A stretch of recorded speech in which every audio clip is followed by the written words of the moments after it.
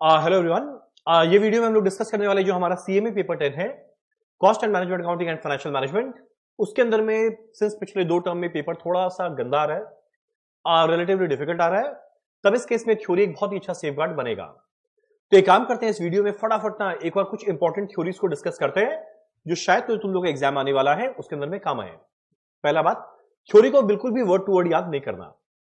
Second बात, जो theory में हम लोग डिस्कस करने वाले हैं खाली समझना, खाली कंसेप्ट को समझना, पूरे अपने वर्ड्स में लिखना, एकदम अपने वर्ड्स में चलेगा, बस कंसेप्चुअली राइट होना चाहिए।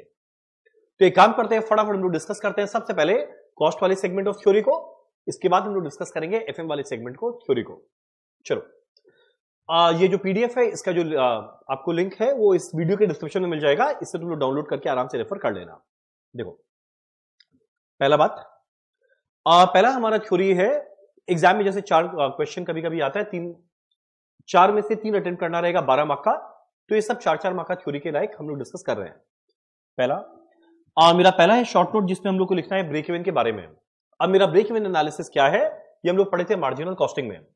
ये याद होगा, ब्रेक इवन पॉइंट वो पॉइंट है जहां पे कंपनी का ना प्रॉफिट आया ना लॉस आया, यानी जिस जगह मेरा टोटल कंट्रीब्यूशन एग्जैक्ट किसके बराबर आने वाला है, फिक्स कॉस्ट के। तो ब्रेक इवन पॉइंट क्या है, वो वॉल्यूम ऑफ प्रोडक्शन या सेल जहां ना प्रॉफिट ना लॉस हुआ, खाली ओनली हाईलाइटेड पोर्शन को देखना, ना प्रॉफिट ना लॉस हुआ। अब मेरा ना प्रॉफिट या ना लॉस हुआ, इसका मतलब क्या, जितना मेरा सेल वैल्यू था अगर वो वेरिएबल कॉस्ट फिक्स कॉस्ट मिला के बराबर हो जाए, सेल वैल्यू टोटल कॉस्ट के बराबर हो जाए, तो मेरा बीपी आ जाएगा। तो मेरा बीपी क्या है, वो यूनिट जहां पे टोटल कॉस्ट किसके इक्वल आने वाला है, रेवेन्यू के।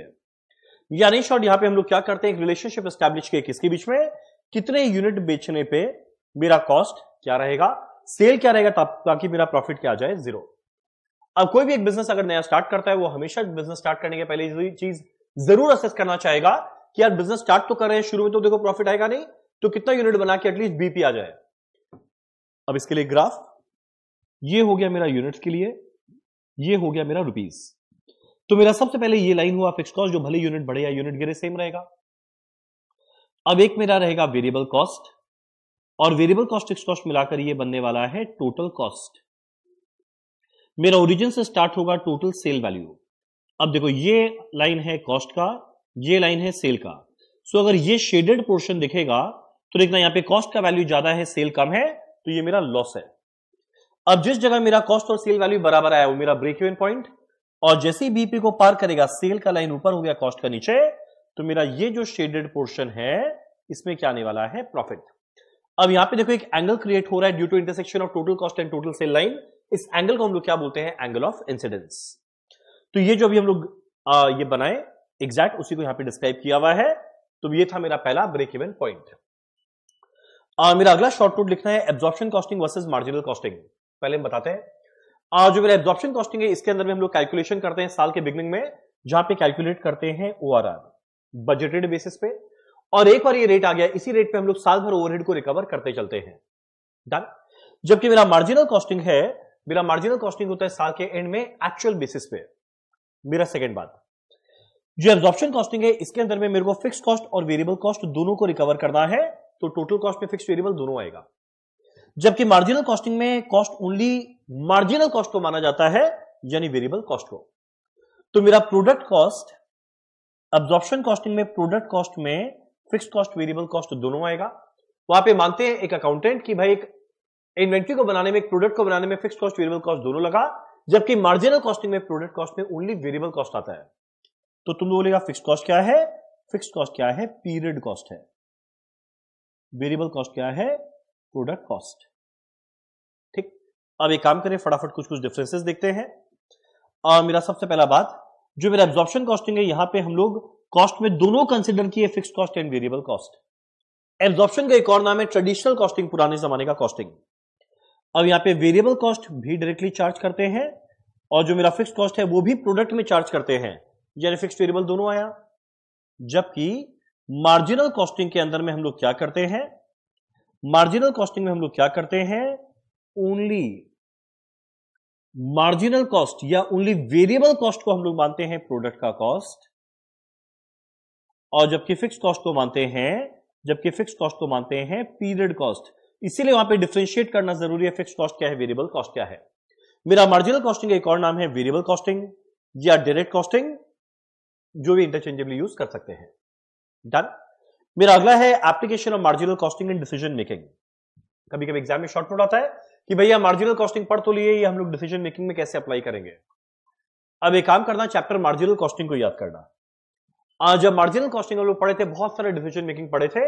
जैसे एग्जांपल क्या था, शटडाउन पॉइंट, अगला लिमिटिंग फैक्टर, अगला एक्सपेंशन करे या ना करे, डिसकंटिन्यू करे या ना करे, एक्सपोर्ट करे या ना करे, सेलिंग प्राइस को कैसे फिक्स करना है, क्या नाम है, टेम्पोरली शटडाउन करे या फिर ऑपरेट करे, मेक और बाय। तो ये सारा का सारा मेरा क्या था, डिसीजन मेकिंग। तो देखो क्या है, मोस्ट प्रॉफिटेबल सेल्स मिक्स क्या, लिमिटिंग फैक्टर, मेक और बाय, सेलिंग प्राइस फिक्स करना, एक्सपोर्ट करे या ना करे, ऑपरेट करे या शटडाउन करे, प्रॉफिट दिया रहा है सेल निकालना है, सेल दिया रहा है प्रॉफिट निकालना है। ये सारा का सारा decision making under marginal costing है। सो एग्जाम में मान लो 4 मार्क का क्वेश्चन आता है, तुम लोगों को 4 से 5 पॉइंट लिखना है। याद रहे 6-7 तो सारा लिखा, पर कम से कम 4-5 तो पक्का लिखना है। तो ये सब रटेगा थोड़ी, ये सब तो एकदम कॉमन सेंस है, जो बस एक बार सुन लिया, एग्जाम में क्वेश्चन है, बस खाली अटेम्प्ट करके आना है। मेरा अगला क्वेश्चन है principal budget factor. Short note लिखना है प्रिंसिपल बजट फैक्टर। मेरा की फैक्टर या लिमिटिंग फैक्टर या बॉटलनेक या प्रिंसिपल बजट फैक्टर, ये सारा एक ही होता है। तो मेरा पहला बात, आइदर बोले की फैक्टर या बोले लिमिटिंग फैक्टर या बोले प्रिंसिपल फैक्टर, ये सब एक ही होता है। ये जो मेरा फैक्टर है, ये क्या करता है, एक कंपनी एक अच्छा खासा प्रॉफिट कमाने का इंटेंशन के साथ अपना बिजनेस शुरू किया, पर उसके लाइफ में कोई ना कोई लिमिटिंग फैक्टर आएगा जो उसको अच्छा खासा प्रॉफिट कमाने से रोकेगा। पता है, ऐसी फैक्टर को हम लोग क्या बोलते हैं, प्रिंसिपल बजट फैक्टर या की फैक्टर या लिमिटिंग फैक्टर। अब इसके अंदर में जनरली क्या रहेगा, मान लो एक जगह का कैपेसिटी, अब मन तो करेगा यार हम एक काम करें जो प्रॉफिटेबल है उसमें 10,000 यूनिट बना दे, 1 लाख यूनिट बना दे, पर भाई उतना कैपेसिटी है क्या। तो मेरा पहला बात कैपेसिटी, ये कैपेसिटी किस तरह से हो सकता है, आइदर लेबर आर लिमिटेड है, या जो मशीन का आर है उसका कैपेसिटी लिमिटेड है, या जो सप्लायर से हम रॉ मटेरियल लेके आने वाला है वो लिमिटेड है, या जो हम यूनिट बनाने वाले जिस मशीन में वो लिमिटेड है। तो ये मेरा सारा का सारा क्या रहेगा, लिमिटिंग फैक्टर। तो मेरा पहला लिमिटिंग फैक्टर क्या रहता है, भैया डिमांड में ही कमी है, सेल्स डिमांड। मेरा अगला है प्रोडक्शन का लिमिटेशन है, रॉ मटेरियल का है या लेबर का है या वर्किंग कैपिटल का है। अब ये लिमिटिंग फैक्टर क्यों है, उसके अंदर में बस सबके अंदर में एक एक दो पॉइंट ध्यान रखना है। मान लो सेल लिमिटिंग फैक्टर क्यों है, कारण क्या मेरे प्रोडक्ट का ना प्राइस ही बहुत ज्यादा रखा है, तो वे डिमांड कैसे आएगा। ये अगला बहुत ही टफ कंपटीशन मार्केट है, परफेक्ट कंपटीशन मार्केट है, तो डिमांड हमेशा लिमिटिंग फैक्टर रहेगा। या मान लो एडवर्टीजमेंट हमने उतना ज्यादा नहीं कर रहे हैं, या मान लो जो प्रोडक्ट है उसका क्वालिटी अच्छा नहीं है, तो ये सारा लिमिटिंग फैक्टर बनेगा। नेक्स्ट, जो मेरा प्रोडक्शन है ये भी बनता है लिमिटिंग फैक्टर। कारण क्या, जो मेरा डिपार्टमेंट है उसके अंदर में कोई एक बॉटलनेक क्रिएट हो गया, या मान लो जो मेरा स्टाफ है ढंग का सुपरविजन नहीं हो रहा है, या मेरा मशीन में बार बार ब्रेकडाउन हो रहा है, मेरा रॉ मटेरियल का शॉर्टेज हो सकता है, आइदर रॉ मटेरियल अवेलेबल नहीं है, या मान लो बाहर से हम इंपोर्ट करते हैं उस पर रिस्ट्रिक्शन है। अगला लेबर बहुत एब्सेंट करते हैं, या वो स्किल्ड लेबर उस जगह में अवेलेबल नहीं है, तो ये सारा लिमिटिंग फैक्टर आया। तो मान लो शॉर्ट नोट आता है प्रिंसिपल बजट फैक्टर पे, उसका एक और नाम है की फैक्टर या लिमिटिंग फैक्टर, जो क्या रहेगा, आइदर सेल या प्रोडक्शन या रॉ मटेरियल या लेबर या वर्किंग कैपिटल। सबके अंदर में बस एक एक दो पॉइंट लिखा, आंसर सफिशिएंट है। क्लियर है। नेक्स्ट, अभी बड़ा इंपॉर्टेंट शॉर्ट नोट आता है जीरो बेस्ड बजटिंग का। मेरा जीरो बेस्ड बजटिंग नाम खुद इंडिकेट कर रहा है, यहां बजट बनाना है जीरो बेस के साथ, यानी कोई बेस नहीं है, नए सिरे से बजट बनाना है। जनरली हम लोग अगर बाई चांस अगले साल का बजट बनाते हैं, इसके लिए हमेशा ना लास्ट ईयर को पहले एनालाइज करते हैं कि यार लास्ट ईयर सेल कितना था, लास्ट ईयर रॉ मटेरियल कितना था, लास्ट ईयर लेबर कॉस्ट कितना था, लास्ट ईयर मशीन में खर्चा कितना था, उसके बेसिस को बनाकर अगले साल का बजट बनाते हैं कि अगर पिछले साल सेल किए 100 तो उस पर 5% ज्यादा करना है। पिछले साल मटेरियल कॉस्ट लगा था 80, अगले साल मेरा 4% ज्यादा लगे, तो एक बेस बनाना। पर जीरो बेस बजटिंग के अंदर में नाम खुद बता रहा है जीरो बेस, नो बेस, यानी यहां पे हर एक बजट, हर एक एलिमेंट मेरे को नए सिरे से एस्टिमेट करना है, इसे कहते हैं जीरो बेस बजटिंग। देखिए क्या है मेरा जीरो बेस बजटिंग। पहला बात, ये टॉपिक ये कौन इंट्रोड्यूस किया था, तुम लोग ये नाम याद रखना, पीटर पेनरस इन 1969, जो बताता है जहां पे हम लोग प्लान कर रहे हैं, बजट कर रहे हैं, हर एक मैनेजर जहां पे बजट बनाता है फ्रॉम स्क्रैच, यानी जीरो बेस, यानी कोई बेस नहीं है, स्क्रैच से शुरू करके बजट बनाए, इसे कहते हैं जीरो बेस्ड बजटिंग। मेरा अगला बात, ये एक मेथड है जहां पे बजट करते हैं, सारे के सारे एक्टिविटी को हर बार रिवैल्यू करते हैं, each time a budget is set, यानी पुराने वाले को मत देखो, नए सिरे से वापस से बैठ बैठ के एस्टिमेशन करो क्या होने वाला है और उसके बेसिस पे बजट बनाना है। मेरा जीरो बेस्ड बजटिंग का फीचर्स क्या है? पहला बात, भले पुराना आइटम रहे या नया आइटम, कोई खर्चा आने वाला है, सबको फ्रेश तरीका से बनाना है। अगला बात, मेरा हर एक अमाउंट जो हम स्पेंड करने वाले हैं बजट के अंदर में, उसको प्रॉपर जस्टिफिकेशन देना पड़ेगा। ये नहीं बोल सकते लास्ट ईयर की इसीलिए इस साल कर रहे हैं, फ्रेश बजट बनाए, जस्टिफाई करो। अगला, मेरा हर एक डिपार्टमेंट उस ऑब्जेक्टिव के साथ काम करेगा जिससे ओवरऑल कॉर्पोरेट गोल का फुलफिलमेंट हो, यानी जो ओवरऑल मेरा कंपनी का उद्देश्य है वो पूरा हो, उस हिसाब से मेरा हर एक डिपार्टमेंट अपना बजट ऑब्जेक्टिव बनाने वाला है। नेक्स्ट, हर एक बजट बनाएंगे इस तरीका से कि भाई उसको बनाने में खर्चा क्या लगा, उससे बेनिफिट क्या आने वाला है। और बेस्ट पार्ट है, हर एक डिपार्टमेंट अपना बजट बना रहा है तो हर एक मैनेजर खुद इन्वॉल्व होगा, ये बड़ा इंपॉर्टेंट है। जीरो बेस्ड बजटिंग स्क्रैच से शुरू किए, नो बेस, हर एक मैनेजर नए सिरे से इन्वॉल्व होगा, नया आइटम और पुराने आइटम वापस से बनाना है, कॉस्ट बेनिफिट एनालिसिस करना है, और डिपार्टमेंट का ऑब्जेक्टिव क्या रहेगा, जो एंड गोल को पूरा करे। अब ये मेरा बनता कैसे है, process of zero based budgeting होता क्या है? पहला, सबसे पहले ना कंपनी का ऑब्जेक्टिव क्या है उसको सेट करते हैं, ठीक। अब अगला हम लोग डिसाइड करते हैं भाई ये ऑब्जेक्टिव को पूरा करने के लिए मेरे को क्या क्या तरीका फॉलो करना पड़ेगा। नेक्स्ट, अब जो भी तरीका फॉलो करना पड़ेगा वो कौन कौन से एरिया में करना पड़ेगा, और बाद में हम लोग रैंकिंग देते हैं कि भाई मेरे ओवरऑल ऑब्जेक्टिव को पूरा करने के लिए सबसे पहले किस टारगेट को अचीव करना है, रैंक 1, उससे कम इंपॉर्टेंट चीज क्या है, रैंक 2, उससे कम इंपॉर्टेंट क्या है, रैंक 3, और उसके बेसिस पे बजट बना के रिसोर्सेज को एलोकेट करते हैं। तो जीरो बेस्ड बजटिंग में पहले डेफिनेशन लिखे, अगला फीचर्स लिखे, अगला प्रोसेस लिखे। क्लियर है यहां तक? मेरा अगला लिखना है short note on uniform costing. मेरा यूनिफॉर्म कॉस्टिंग क्या है? जनरली क्या होता है, कंपनी के अंदर में बहुत सारा फैक्ट्री है, बहुत सारा डिवीजन है, बहुत सारा प्रोडक्ट है जो अलग अलग फैक्ट्री में बन रहा है, और हर एक फैक्ट्री अपने अपने हिसाब से कॉस्टिंग करेगा ना, और अपने अपने हिसाब से सेलिंग प्राइस निकालेगा, तो हर एक का सेलिंग प्राइस अलग आएगा, भले प्रोडक्ट सेम बना रहा है।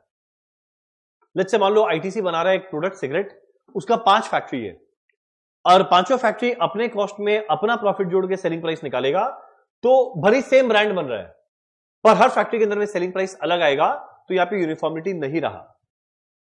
तो यूनिफॉर्मिटी को लाने के लिए हम लोग क्या लगाते हैं, यूनिफॉर्म कॉस्टिंग, जहां पे हम लोग करते हैं भाई हर एक फैक्ट्री में जो खर्चा लगा, जिस प्रोपोर्शन में लगा, लास्ट में सबको एक साथ में ऐड करो।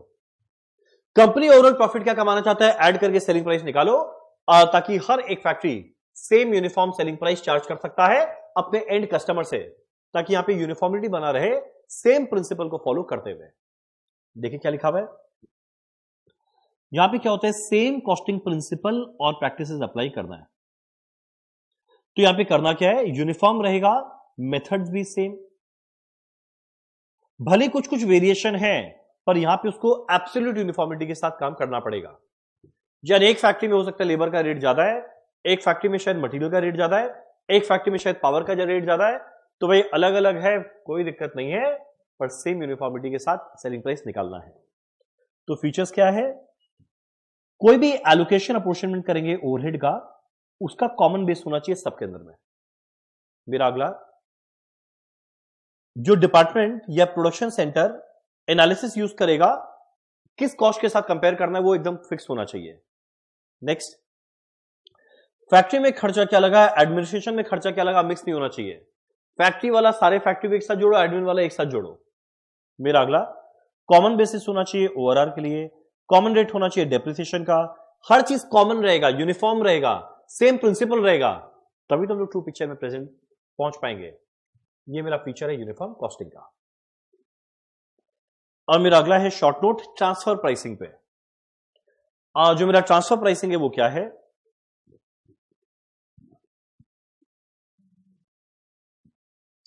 मेरा ट्रांसफर प्राइसिंग क्या है, जब एक कंपनी में एक डिपार्टमेंट दूसरे डिपार्टमेंट को अपना आउटपुट प्रोवाइड करता है तो भाई कौन से रेट में पैसा चार्ज किया जाए, इस प्राइस को हम लोग बोलते हैं ट्रांसफर प्राइसिंग।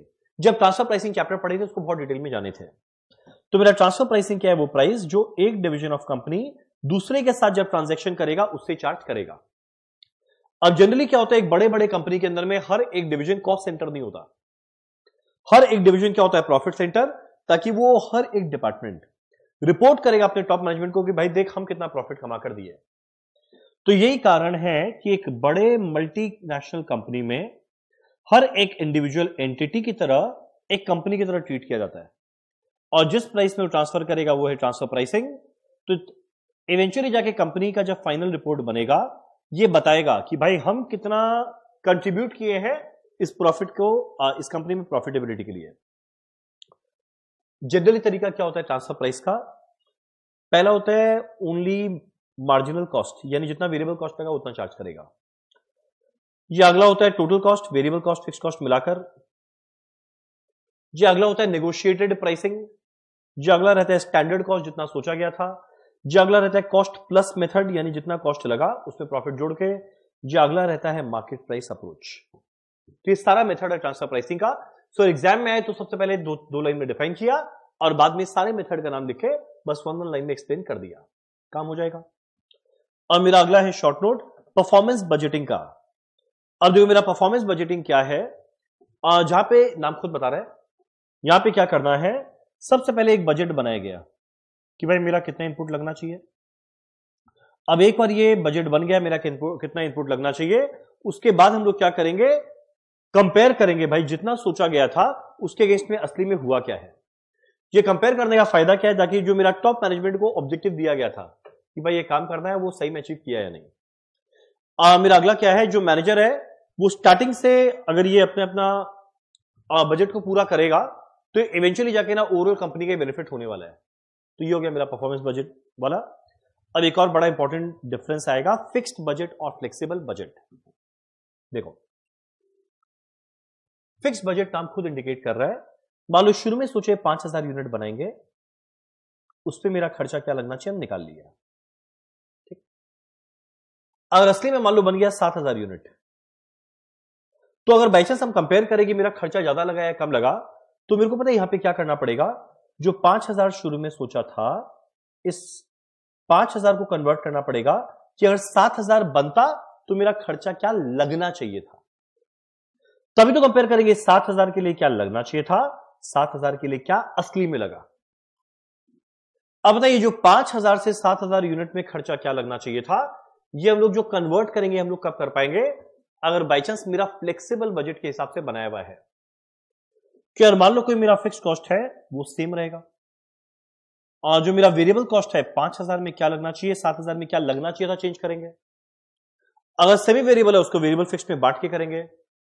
तो मेरा फिक्स बजट में हम लोग क्या करते हैं, एक यूनिट है उसी पे हम लोग कैलकुलेशन किए हैं, तो अगर असली में यूनिट ज्यादा बनाए ना तो हम लोग कंपेयर कर नहीं पाएंगे। जबकि फ्लेक्सिबल बजट के अंदर में कंपैरिजन करना ज्यादा लॉजिकल है, क्योंकि वहां पे हम लोग आइडेंटिफाई किए कितना फिक्स्ड है, कितना वेरिएबल, कितना सेमी वेरिएबल।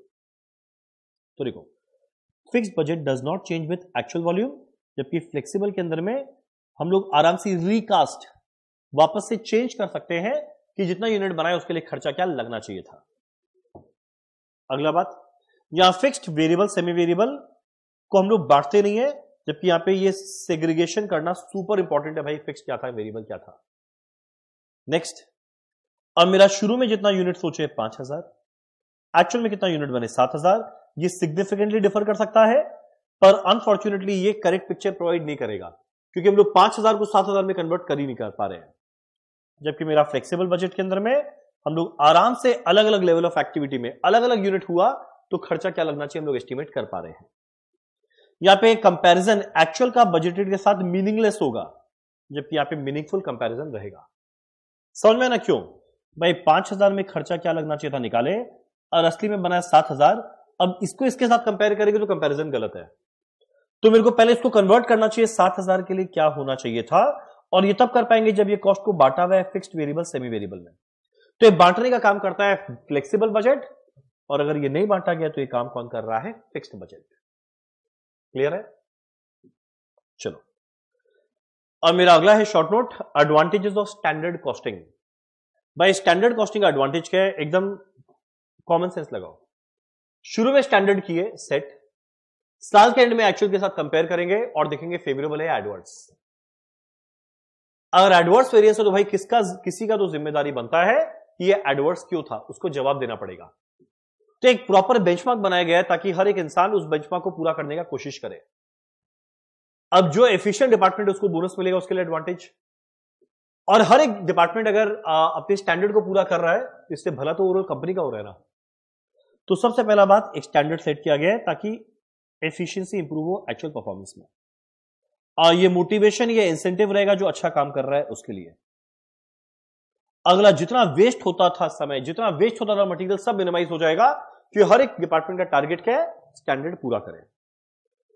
और कॉस्टिंग प्रोसीजर ऑब्वियस बात है क्या होगा, बड़ा सिंप्लीफाइड है। नेक्स्ट, रिस्पॉन्सिबिलिटी फिक्स रहेगा कि भाई ये जो भी एडवर्स वेरिएंस आया इसका कारण क्या है, ये किस डिपार्टमेंट का जिम्मेदारी है, ताकि उसको जवाब देना पड़ेगा और बाई चांस जवाब नहीं दे पाया उसको निकाला जाएगा। तो रिस्पॉन्सिबिलिटी फिक्स रहेगा, आराम से वेरिएंस हम लोग कैलकुलेशन कर पाएंगे, ढंग से ऑप्टिमम यूटिलाइजेशन रहेगा। तो देखो यहां पे लिखा हुआ है 9-10 पॉइंट, तुम लोगों को 4-5 याद रखना है, सिंपल है। अब मेरा अगला एक और बड़ा इंपॉर्टेंट क्या नाम है, थ्योरी टॉपिक है, difference between standard costing and budgetary control. तो देखो मेरा पहला बात, स्टैंडर्ड कॉस्टिंग में हम लोग क्या करते हैं, प्री डिटरमाइंड कॉस्ट को कंपेयर करते हैं एक्चुअल के साथ वेरिएंस निकालने के लिए, ठीक। मेरा बजटरी कंट्रोल क्या है, यहां पे शुरू में बजट सेट किए, एक्चुअल को बजट के साथ कंपेयर किए। अब तुम लोगों लेगा बजट और स्टैंडर्ड में डिफरेंस क्या। मान लो शुरू में सोचे थे 5000 यूनिट बनाएंगे और मान लो एक्चुअल में बनाए हैं 6000 यूनिट। तो ये जो कंपैरिजन है ना, ये कंपैरिजन का सेंस नहीं निकलता। अगर असली में बनाए 6000 यूनिट तो बजट में 5000 यूनिट था, तो अगर असली में बनाए 6000 तो 6000 के लिए क्या लगना चाहिए था, उसको कन्वर्ट करना चाहिए। पता है ये जो कंपैरिजन है ये स्टैंडर्ड कॉस्टिंग किया, और इसके साथ कंपैरिजन मेरा काफी और कौन करता है, क्या नाम है, बजटरी कंट्रोल। तो ये मेरा पहला अगला बात, स्टैंडर्ड कॉस्टिंग ये क्वांटिटेटिव और मॉनिटरी टर्म्स में मेजर करता है, और ये ओनली मॉनिटरी मेजर में करेगा। क्वांटिटेटिव का मतलब क्या, स्टैंडर्ड कॉस्टिंग में याद करो क्वांटिटी वेरिएंस निकालते थे, अगला एफिशिएंसी वेरिएंस निकालते थे आर में, जबकि बजटरी कंट्रोल में ओनली रुपीज में होगा। ये मेरा कॉस्ट कंट्रोल में काम आता है, और ये ओवरऑल फाइनेंशियल पोजीशन कैसा चल रहा है उसमें काम आया। इसके अंदर में इंटेंशन क्या है, मेरा खर्चा क्या लगना चाहिए था। और बजटरी कंट्रोल में भाई जो भी कॉस्ट सोचे उसको पार ना करे। ये मेरा कॉस्ट अकाउंटिंग का हिस्सा है, ये मेरा फाइनेंशियल अकाउंट्स का हिस्सा है। डन। मेरा अगला आता है एक शॉर्ट नोट लर्निंग कर्व के ऊपर पे। मेरा लर्निंग कर्व पे आ रहा है शॉर्ट नोट। अब लर्निंग कर्व में क्या था, ये हम लोग लर्निंग कर्व चैप्टर में पढ़े थे कि अगर एक ही चीज को वर्कर लोग बार बार करेंगे तो जितनी बार रिपीट करेंगे उतनी बार ना वो लोग का एक्सपीरियंस बढ़ेगा, उनका लर्निंग रहेगा। तो जो एवरेज टाइम लगता था हर एक यूनिट को बनाने में, वो टाइम धीरे धीरे रिड्यूस होने लगेगा लर्निंग रेट के हिसाब से। तो देखना ये मेरा जनरली कहां पर अप्लाई करता है, लेबर इंटेंसिव इंडस्ट्री में। जनरली मशीन जहां पर रोल प्ले करता है उसमें इसका एप्लीकेशन रहेगा नहीं। तो यहां पे हुआ क्या कि जितना ज्यादा से ज्यादा यूनिट एक वर्कर बनाएगा वो उतना एफिशिएंट बनता रहेगा, हर अगले यूनिट को बनाने में कम समय लगेगा। तो जितना टाइम वो लगाया स्टार्ट करने में उसमें ज्यादा टाइम लगा, और जैसे जैसे लर्न कर रहा है इसके एक्सपीरियंस बढ़ रहा है तो ऑब्वियस सा बात है प्रोडक्टिविटी बढ़ेगा। तो पहले फेज के अंदर में क्या होता है, प्रोडक्शन रेट बढ़ता है।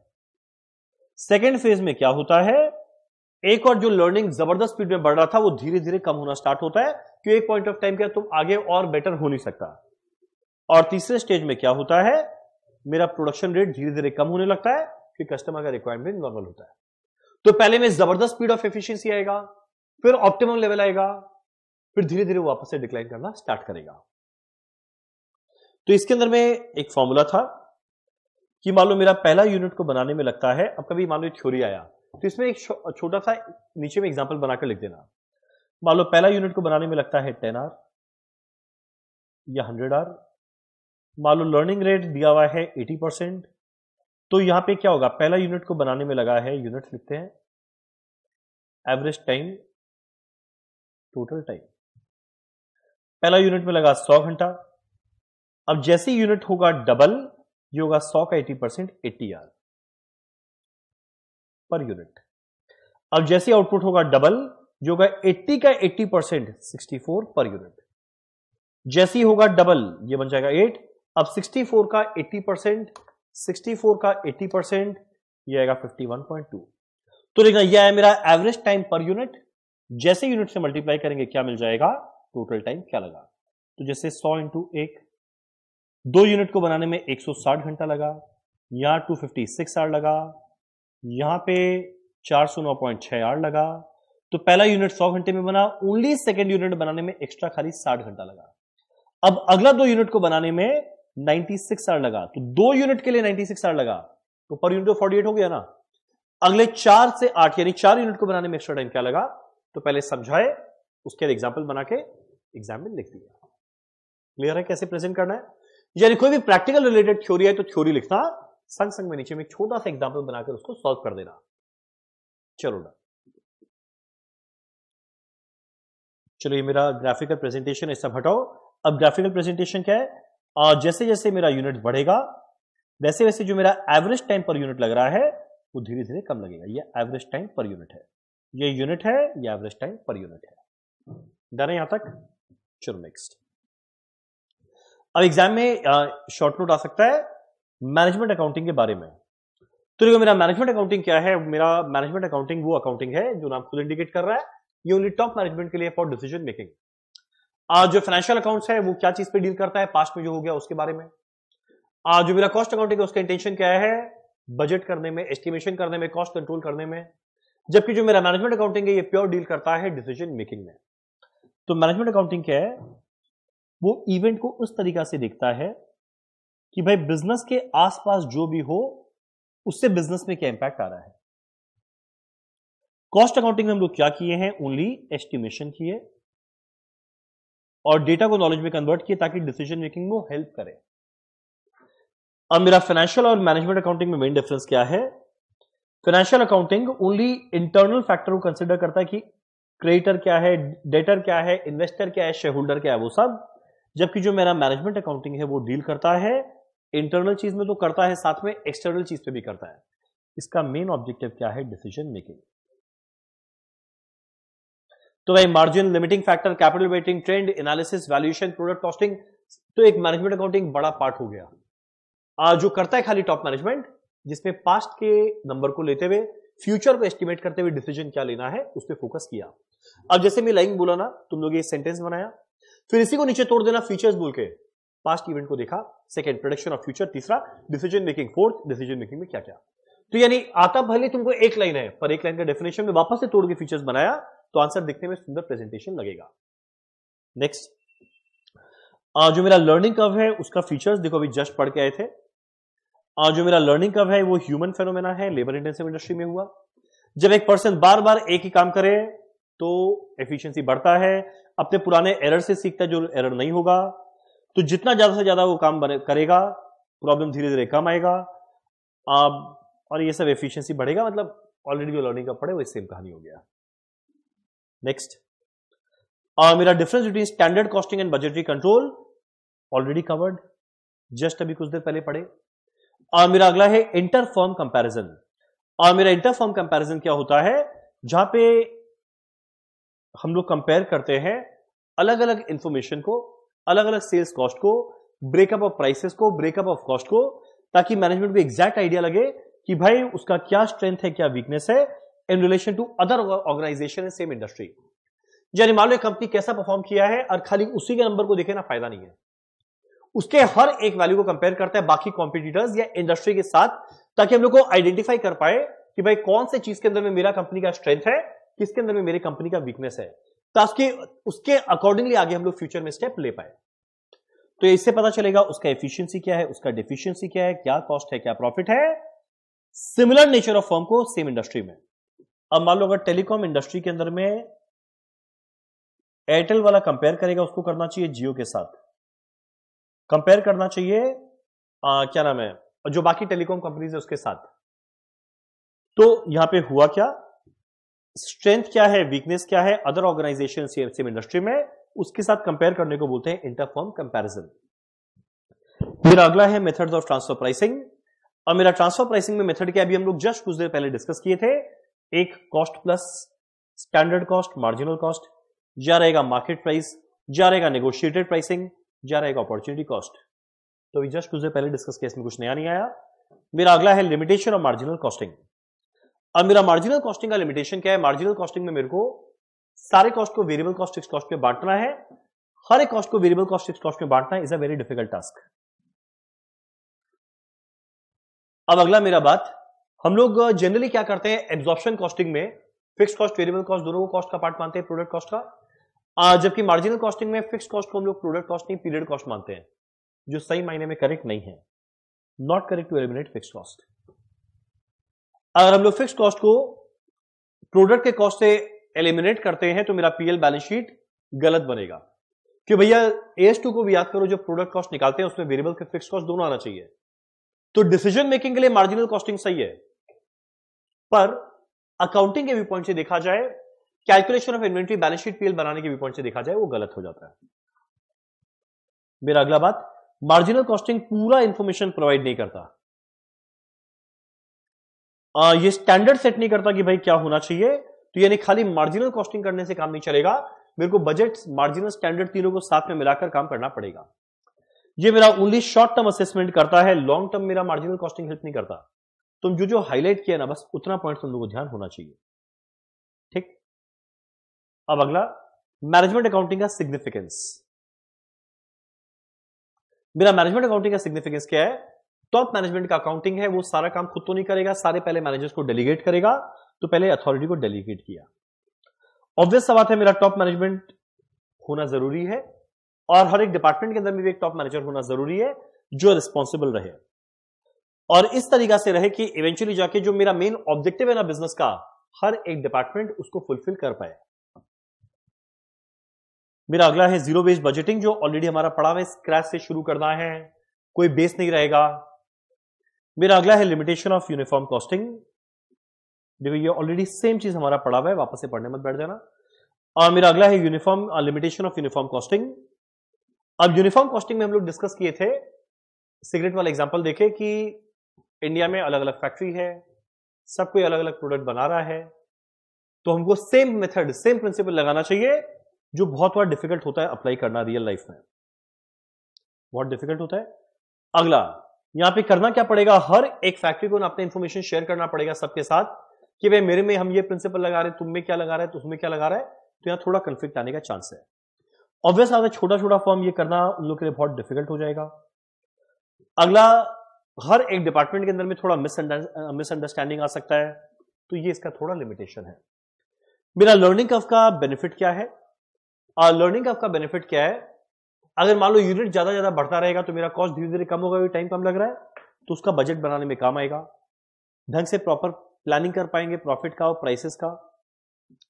और कोई बड़ा बायर आया, मान लो गवर्नमेंट आया है, उसके साथ अगर नेगोशिएशन करना है कॉन्ट्रैक्ट का, तो हम लोग इस तरीके से नेगोशिएट कर पाएंगे, कम यूनिट बनाएगा तेरे से ज्यादा पैसा लेंगे, अगर ज्यादा यूनिट बनाएगा तो मेरा खुद का लेबर कॉस्ट भी कम हो रहा है, तुमसे पैसा भी कम देंगे। देखो मेरा अगला है जीरो बेस्ड बजटिंग, ऑलरेडी बार बार पढ़ लिए, वापस से करना नहीं है। मेरा angle of incidence, short note गया भाड़ में, डायग्राम बनाना, total cost, sale line. Angle of incidence क्या है, वो एंगल जो क्रिएट हुआ है due to intersection of total sale and cost line. ये इंडिकेट करता है कंपनी का प्रॉफिटेबिलिटी, जितना ज्यादा एंगल ऑफ इंसिडेंस रहेगा उतना प्रॉफिटेबल कंपनी रहेगा, और एंगल ऑफ इंसिडेंस को बढ़ाने का तरीका क्या है, पीवी रेशियो को इंप्रूव करना। Significance of management accounting just पढ़ी, delegation of authority, need of management, qualitative information, objective मत पढ़ना वापस। मेरा मैनेजमेंट अकाउंटिंग पे शॉर्ट नोट लिखना है, ऑलरेडी हम लोग डिस्कस किए थे। फोरकास्ट वर्सेस बजट, फोरकास्ट क्या है, हम लोग खाली ये एस्टिमेट करें फ्यूचर में क्या होने वाला है, जबकि बजट के एक प्रॉपर प्लानिंग के साथ किया जाए। ये बस प्रोबेबिलिटी फ्यूचर में शायद ये होगा, पर बजट रियलिस्टिकली तरीका से बनाया जाता है। फोरकास्ट जरूरी है बजट को बनाने में, बिना फोरकास्ट के बजट बनेगा नहीं, पर एक बार मेरा फोरकास्ट हो गया, फिर बजट बनाने के समय हर एक डिपार्टमेंट देखेगा भाई फ्यूचर में ये होने वाला है, पर ये अचीव करने के लिए मेरे पास मटेरियल है ना, मेरे पास लेबर है ना, तो ये सारा का सारा चीज सही में अवेलेबल है ना, उसके बेसिस पे क्या करेगा, sale, selling price, availability of material, price, wages के बेसिस पे अपना बजट बनाएगा। यानी फोरकास्ट बस खाली प्रोबेबल इवेंट क्या है, बजट प्लान तरीका से। फोरकास्ट लंबे समय का होता है, बजट शॉर्ट पीरियड का होता है। फोरकास्ट एक टेंटेटिव है, एक मोटा मोटी पिक्चर है, जबकि बजट एक फिक्स्ड टारगेट है। फोरकास्ट प्लानिंग में हेल्प करता है और इवेंचुअली प्लानिंग से ही मेरा बजट हो पाएगा। जैसे ही मेरा फोरकास्ट का काम खत्म होता है, बजट का काम स्टार्ट होता है। तो ये कुछ कुछ एग्जांपल हुआ। और मेरा अगला लिमिटेशन और लर्निंग कर्व, ये ऑलरेडी हम लोग पढ़ लिए हैं। चलो डन। अब इसके अंदर में छोटा छोटा पॉइंट्स है, इसी में डिस्कस कर लेते हैं। शॉर्ट नोट लिखना है, ब्रेक इवन एनालिसिस डिस्कशन हो गया। वेरिएंस एनालिसिस, वेरिएंस एनालिसिस मतलब क्या, सबसे पहले मेरा कंपनी क्या किया, साल के बिगिनिंग में स्टैंडर्ड सेट किया, बाद में कंपेयर किया एक्चुअल के साथ, स्टैंडर्ड को एक्चुअल के साथ कंपेयर करके वेरिएंस निकाला। अब ये इधर रहेगा फेवरेबल जिससे कंपनी का प्रॉफिट बढ़ेगा, या रहेगा एडवर्स जिससे प्रॉफिट गिरेगा। अगर प्रॉफिट बढ़ रहा है अच्छा बात, अगर गिर रहा है तो उसका रीजन आइडेंटिफाई करेंगे।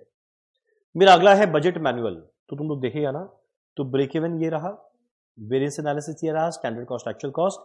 अगला बजट मैनुअल क्या है, एक ऐसा डॉक्यूमेंट जिसमें इंस्ट्रक्शन लिखा रहेगा कि भाई जिस समय बजट बनाएंगे तुमको किस तरीका से प्रोसीजर फॉलो करना है। मैनुअल क्या है, एक किताब। बजट मैनुअल मतलब एक ऐसा किताब जहां पे लिखा रहेगा कि आपको जब बजट बनाना है फ्यूचर का, किस तरीका से, किस प्रोसीजर को फॉलो करते हुए बनाना है। यानी इसमें लिखा रहेगा स्टेप 1, सबसे पहले मार्केटिंग वाला अपने बजट बनाकर देगा। तो पहले मार्केटिंग वाले को बोले भाई तुम बजट बनाकर दे। अब अगला लिखा रहेगा प्रोसीजर में स्टेप 2, प्रोडक्शन डिपार्टमेंट से पूछो इतना बेचना है तो इतना बना पाएगा ना। स्टेप 3, कितना मेरा रॉ मटेरियल कंज्यूम होगा, उसके लिए स्टोर्स वाले से पूछो भाई इतना रॉ मटेरियल तेरे पास अवेलेबल है ना। स्टेप 4, परचेज, परचेज वाले से पूछो तुम कितना बनाकर देगा। यानी जो प्रोसीजर लिखा रहेगा ना जिस डॉक्यूमेंट के अंदर में, उस डॉक्यूमेंट को क्या बोलते हैं, बजट मैनुअल। चलो डन। अब अगला लिखना है state only one basic difference between direct costing and marginal costing. तो भैया देखो, डायरेक्ट कॉस्टिंग, मार्जिनल कॉस्टिंग में एक सीधा सीधा बात है। मार्जिनल कॉस्टिंग में हम लोग क्या लेते हैं, सारा का सारा वेरिएबल कॉस्ट, जबकि डायरेक्ट कॉस्टिंग में क्या लेते हैं, वो खर्चा जो डायरेक्टली आइडेंटिफाई हो सकता है प्रोडक्ट को बनाने में, जैसे direct material, direct wages, direct expense, इसमें भले ही वेरिएबल हो या फिक्स्ड, इससे कोई फर्क नहीं पड़ेगा। जबकि मार्जिनल कॉस्टिंग में ओनली वेरिएबल कॉस्ट लेना है, पहला बात। मेरा अगला है marginal costing, absorption costing already पढ़ के आए। एब्जॉर्प्शन कॉस्टिंग में इन्वेंट्री के अंदर में फिक्स्ड कॉस्ट, वेरिएबल कॉस्ट दोनों आया, मार्जिनल कॉस्टिंग में ओनली वेरिएबल कॉस्ट आया। मेरा एब्जॉर्प्शन कॉस्टिंग में fixed cost, variable cost inventory का पार्ट बनता है, मार्जिनल कॉस्टिंग में वेरिएबल कॉस्ट इन्वेंट्री का पार्ट बनेगा, फिक्स्ड कॉस्ट पीरियड कॉस्ट बनेगा। मेरा अगला एब्जॉर्प्शन कॉस्टिंग सही है अकाउंटिंग करने के लिए, मार्जिनल कॉस्टिंग सही है डिसीजन मेकिंग के लिए। मेरा अगला डिफरेंस है period cost and product cost. Period cost जो एक फिक्स्ड टाइम पीरियड पे डिपेंड करे, कितना यूनिट बनाए उससे फर्क नहीं पड़ता। मेरा प्रोडक्ट कॉस्ट जो कितना यूनिट बनाए प्रोडक्ट का, उस पर फर्क पड़ता है। तो जनरली ये वेरिएबल नेचर का रहता है, जनरली ये फिक्स्ड नेचर का रहता है। मेरा अगला है variable cost and direct cost. तो देखो भैया, मेरा variable cost and direct cost, सीधा सीधा बात, मेरा वेरिएबल कॉस्ट में क्या आएगा, only variable cost product cost है, मेरा फिक्स्ड कॉस्ट पीरियड कॉस्ट है। जबकि डायरेक्ट कॉस्ट क्या है, सारा का सारा खर्चा जो डायरेक्टली फिनिश्ड गुड्स को बनाने में लगा, वो मेरा चला जाएगा डायरेक्ट कॉस्ट में। और मेरा अगला क्वेश्चन है difference between fixed budget, flexible budget. वही बहुत बार पढ़ के आए। मेरा फिक्स्ड बजट एक ही यूनिट पे बनता है, फ्लेक्सिबल के अंदर में अलग अलग यूनिट चेंज होने पे बना सकते हैं। और मेरा फिक्स्ड बजट में फिक्स्ड वेरिएबल सेमी वेरिएबल में बांटते नहीं है, फ्लेक्सिबल में बांटते हैं। फिक्स्ड के अंदर में कंपैरिजन करना स्टैंडर्ड का एक्चुअल के साथ मीनिंगलेस है, फ्लेक्सिबल के अंदर में मीनिंगफुल है। मेरा अगला है cash budget and cash flow statement. Cash budget, यहां पे हम लोग कैश बजट के अंदर में एस्टिमेट कर रहे हैं मेरा अगले साल कितना कैश आएगा, कितना कैश जाएगा। यहां पे कैश फ्लो स्टेटमेंट हम लोग जनरली बनाते हैं साल के एंड में। तो कैश बजट शुरू में बना, कैश फ्लो साल के एंड में बना। कैश फ्लो स्टेटमेंट के अंदर में 3 एक्टिविटी में बांटते हैं, ऑपरेटिंग, इन्वेस्टिंग, फाइनेंसिंग। जबकि कैश बजट में ऐसा सेग्रीगेशन नहीं होता। मेरा अगला है जीरो बेस्ड बजटिंग, पढ़ के आए और कन्वेंशनल बजटिंग। कन्वेंशनल बजटिंग में जब अगले साल का बजट बनाते हैं पिछले साल को बेस लेते हैं, जबकि मेरा जीरो बेस्ड बजटिंग में देयर इज नो बेस, हर चीज क्रैश से शुरू हुआ है, नई सिरे से बनाना है। State only one basic difference between standard cost and estimated cost. Estimation, मान लो 5000 यूनिट बनाएंगे एस्टिमेट किए, उसके लिए खर्चा क्या, पर अगर एक्चुअल बन गया 6000, तो इस 5000 को जो कन्वर्ट करते हैं ना 6000 में, इसको बोलते हैं स्टैंडर्ड। तो स्टैंडर्ड में हम लोग बजटेड कॉस्ट को कन्वर्ट करते हैं फॉर एक्चुअल आउटपुट, जबकि एस्टिमेटेड कॉस्ट में बजटेड आउटपुट पे ही पड़ा रहता है। अगला standard costing and historical control. Standard costing में हम लोग कंपेयर करते हैं कितना सोचे कॉस्ट, कितना लगा, वेरिएंस क्या। हिस्टोरिकल कॉस्ट में बस कॉस्ट निकाल के छोड़ दिए। स्टैंडर्ड कॉस्टिंग बजटरी कंट्रोल का ऑलरेडी डिफरेंस पड़ा हुआ है। अगला है स्टैंडर्ड आर और बजटेड आर। शुरू में सोचे 5000 यूनिट बनाएंगे, एक्चुअल में बन गया 6000 यूनिट। मान लो 5000 यूनिट को बनाने में लगना चाहिए था 10,000 आर, तो बताइए ये क्या है, बजटेड आर। पर अब ये सोचो 5000 को बनाने में 10,000 घंटा लगना चाहिए, पर अगर असली में 6000 यूनिट बनाए तो कन्वर्ट करेंगे 6000 में, कितना लगना चाहिए, 10,000 बाय 5000 इंटू 6000, कितना आएगा 12,000 आर। पता है इसको बोलते हैं स्टैंडर्ड आर। यानी जो बजटेड आर है ना, ये हम लोग हमेशा कैलकुलेट करते हैं फॉर बजटेड आउटपुट, जबकि जो स्टैंडर्ड आर है ना, ये हम लोग हमेशा कैलकुलेट करते हैं फॉर एक्चुअल आउटपुट। तो याद करना, स्टैंडर्ड कॉस्टिंग में जब कॉस्ट कार्ड बनाते हैं, मेरा पहला कॉलम आता है standard quantity for actual output, standard R for actual output. तो जो फॉर एक्चुअल आउटपुट है वो स्टैंडर्ड है, फॉर बजटेड आउटपुट है वो बजटेड आर है। डन। सो आई थिंक अगर तुम लोग इतना थ्योरी कर लेता है, सो ये एक अच्छा खासा सफिशिएंट रहेगा तुम लोग का कॉस्ट का थ्योरी प्रिपेयर करने के लिए। चलो एक काम कर हम लोग स्टार्ट करते हैं। जो फाइनेंशियल मैनेजमेंट वाला सेगमेंट है थ्योरी का, उसका एक थोड़ा फट क्विक डिस्कशन। मेरा देखो पहला थ्योरी क्या है, राइट है शॉर्ट नोट ऑन पहला, स्वेट इक्विटी शेयर, अगला है वेंचर कैपिटल। अब जो स्वेट इक्विटी शेयर है ना, इसका एफएम में रिलेवेंस कम, तुम लोग जस्ट लॉ का एग्जाम दे दिया है, उसमें रिलेवेंस ज्यादा है। तो देखो नाम जैसा खुद इंडिकेट कर रहा है, स्वेट इक्विटी शेयर क्या है, वो इक्विटी शेयर जो हम लोग इश्यू करते हैं एक एम्प्लॉय को, जो एक कंपनी के लिए स्वेट पसीना बहाता है। यानी जो एम्प्लॉय या डायरेक्टर अच्छा खासा एफिशिएंटली काम करता है, उसको हम लोग जनरली क्या करते हैं, जो मार्केट में प्राइस चल रहा है इक्विटी शेयर, उससे डिस्काउंट में इशू करते हैं। तो देखो उसके लिए फायदा हुआ ना, सस्ते में मिला हुआ है, बाजार में प्राइस ज्यादा है, उसको बैठा बैठा फायदा हो गया। तो स्वेट इक्विटी शेयर किसको दिया जाता है, डायरेक्टर या एम्प्लॉय को एट अ डिस्काउंट। क्यों, ताकि वो नो हाउ प्रोवाइड करे, या इंटेलेक्चुअल प्रॉपर्टी राइट प्रोवाइड करे, या कंपनी में वैल्यू एडिशन कर रहा है। अब कंपनी उसी तरह के स्वेट इक्विटी शेयर को इश्यू कर सकता है, उसी क्लास ऑफ शेयर जो ऑलरेडी इश्यू किया हुआ है, कुछ कुछ कंडीशन को पूरा करने के बाद। पहला, ये कंपनी को स्पेशल रेजोल्यूशन पास करना पड़ेगा। अगला, उसके अंदर में मेंशन करना पड़ेगा कि भाई कितना शेयर्स देने वाला है, करंट मार्केट प्राइस क्या है, जे कितना में देगा, किस तरह के डायरेक्टर एम्प्लॉय को देगा। अगला, जिस दिन बिजनेस कमेंस हुआ उसके पहले 1 साल के अंदर में स्वेट इक्विटी शेयर इश्यू नहीं कर सकते, इसको इश्यू करना पड़ेगा 1 साल बाद। और equity share has to be listed on a recognised stock exchange, जैसे कि बीएससी, एनएससी। और ऑब्वियस सा बात है, जब लिस्टेड कंपनी इश्यू कर रहा है तो उसको सेबी गाइडलाइंस फॉलो करना पड़ेगा। तो मेरा पहला हुआ स्वेट इक्विटी शेयर्स। मेरा अगला है वेंचर कैपिटल।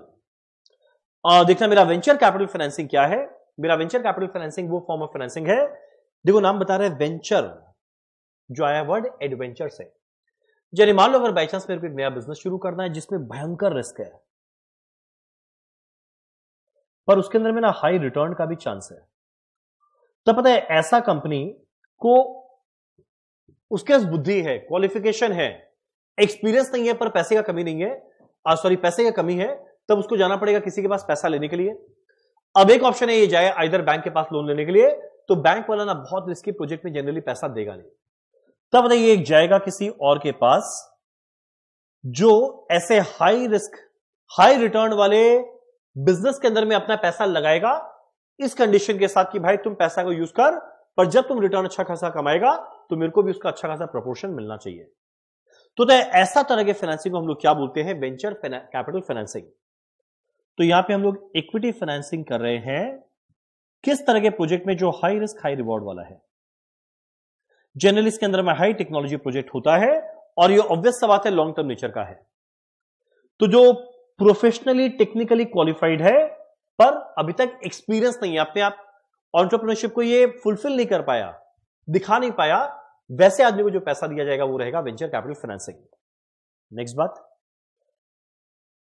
ये कमर्शियल इंप्रूविंग टेक्नोलॉजी है। अब हाई रिस्क वेंचर रहेगा और सिंस हाई रिस्क वेंचर रहेगा इसका उद्देश्य क्या है, हाई रेट ऑफ रिटर्न कमाना। जनरली इसके अंदर में पैसा लगाने का तरीका होता है तीन। पहला, इक्विटी के द्वारा, यानी ये पता है क्या करेगा, इस कंपनी के अंदर में पैसा लगाया और इससे इक्विटी शेयर ले लेगा। पर ये मैक्सिमम पता है कितना इक्विटी शेयर देगा, 49%। कि अगर 50% से ज्यादा दे दिया ना तो भाई जो बेचारा एंटरप्रेन्योर ये बिजनेस स्टार्ट किया था उसका तो शेयर होल्डिंग कम हो जाएगा, ये बन जाएगा होल्डिंग, तब इस केस में इसके साथ गड़बड़ हो जाएगा। तो इक्विटी फाइनेंसिंग क्या है, जहां पे फाइनेंशियल सपोर्ट करता है by financing 49% of total equity. अब इसके द्वारा इंश्योर क्या करता है, जो ओनरशिप कंट्रोल है वो तो एंटरप्रेन्योर का ही रहे, बस खाली भाई तेरे को अच्छा खासा प्रोपोर्शन मिल गया तो जब डिविडेंड बटेगा, कैपिटल अप्रिसिएशन होगा, तेरा अच्छा खासा शेयर रहेगा। ये अगला है कंडीशनल लोन, आइदर ये इक्विटी शेयर के द्वारा पैसा दे, ये अगला कंडीशनल लोन के द्वारा पैसा दे। मेरा अगला क्वेश्चन उठता है व्हाट इज कंडीशनल लोन। यहां पे मेरा वेंचर कैपिटल फाइनेंसिंग में क्या बोलता है कि देखो शुरू में जब तुम अच्छा नहीं कमा रहे तुमसे हम कोई इंटरेस्ट नहीं लेंगे, जब तुम थोड़ा आगे बढ़ोगे तो एक नॉमिनल रेट तुमसे चार्ज करेंगे, पर जब तुम अच्छा खासा कमाना लगेगा तो भाई जो इंटरेस्ट रेट है वो थोड़ा बहुत बढ़ेगा, साथ में तुमसे रॉयल्टी लेंगे ऑन टर्नओवर। यानी कंडीशनल लोन के अंदर में हम लोन दिए हैं खाली इंटरेस्ट को कमाने के लिए नहीं, हम इतना बड़ा रिस्की वेंचर में अगर लोन लगा रहे हैं तो भाई जितना लोन लिए उस पर एक नॉमिनल रेट तुमसे चार्ज करेंगे, पर साथ ही साथ जितना टर्नओवर आएगा उसका एक परसेंटेज तुमसे एज ए रॉयल्टी लेंगे। इसे क्या कहते हैं, कंडीशनल लोन। और मेरा तीसरा है कन्वर्टेबल लोन, जो क्या नाम है, शुरू के में वो एक लोन के फॉर्म में रहेगा जो इंटरेस्ट चार्ज करेगा और एक पॉइंट ऑफ टाइम के बाद वो इक्विटी में कन्वर्ट हो जाएगा। तो ये हुआ मेरा कन्वर्टेबल लोन, जैसे कन्वर्टेबल डिवेंचर नहीं होता है क्या, ये उस तरीका का। तो इंपॉर्टेंट बात, हाईली क्वालिफाइड एंटरप्रेन्योर, टेक्नोलॉजी का है, पैसे का कमी है, एक्सपीरियंस नहीं है, तब ये जाएगा इसके पास, ये पैसा लगाएगा और पैसा लगाएगा किस फीचर के साथ, हाई रिस्क है, हाई रिवॉर्ड है।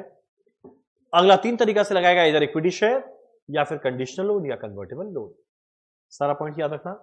मेरा अगला बात, एग्जाम में कभी कभी क्वेश्चन आएगा विंडो ड्रेसिंग, क्वेश्चन उठता है विंडो ड्रेसिंग का मतलब क्या, जहां पे अकाउंट्स को हम लोग मैनिपुलेट करते हैं जिसके द्वारा जो ट्रू पिक्चर है ना फाइनेंशियल स्टेटमेंट का, वो ट्रू पिक्चर नहीं आके थोड़ा मिसलीडिंग पिक्चर आता है। ये इसका बड़ा क्लासिक एग्जांपल सत्यम था, जहां पे असली में कंपनी के अंदर में बड़ा लोचा है, पर जब फाइनेंशियल स्टेटमेंट प्रेजेंट किया जा रहा है इन्वेस्टर को तो लग रहा है भाई कितना सुंदर है। तो विंडो के बाहर में मान लो पूरा पूरा कचरा पट्टी है, पर बाहर में सुंदर में एक बहुत सुंदर पर्दा लगा है, दिखाने के लिए कितना अच्छा लग रहा है, नाम है विंडो ड्रेसिंग। तो यहां पे मैनिपुलेशन ऑफ अकाउंट्स है, जिसके द्वारा कंसील मनी छुपा रहा है वाइटल फैक्ट को in a way to show the better position than what it actually is. Actual में क्या पोजीशन, उससे मच बेटर पिक्चर प्रोवाइड करने के लिए यहां पे क्या करते हैं, विंडो ड्रेसिंग।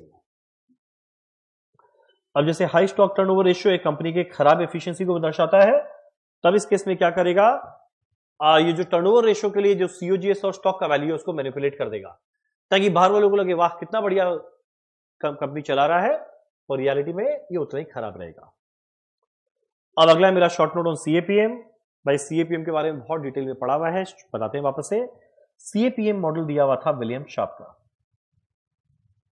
जिसके लिए उसको नोबेल प्राइज मिला। ये क्या बोलता है, एक इन्वेस्टर के पास दो रास्ता है, आइदर ये जाके स्टॉक मार्केट में इन्वेस्ट करे या गवर्नमेंट सिक्योरिटीज में इन्वेस्ट करे। और बाई चांस ये गवर्नमेंट सिक्योरिटीज में इन्वेस्ट कर रहा है तो इसका कोई रिस्क नहीं लिया हुआ है कि उसको रिटर्न भी बढ़ेगा, बड़ा नॉमिनल जिसे कहते हैं risk free rate of return.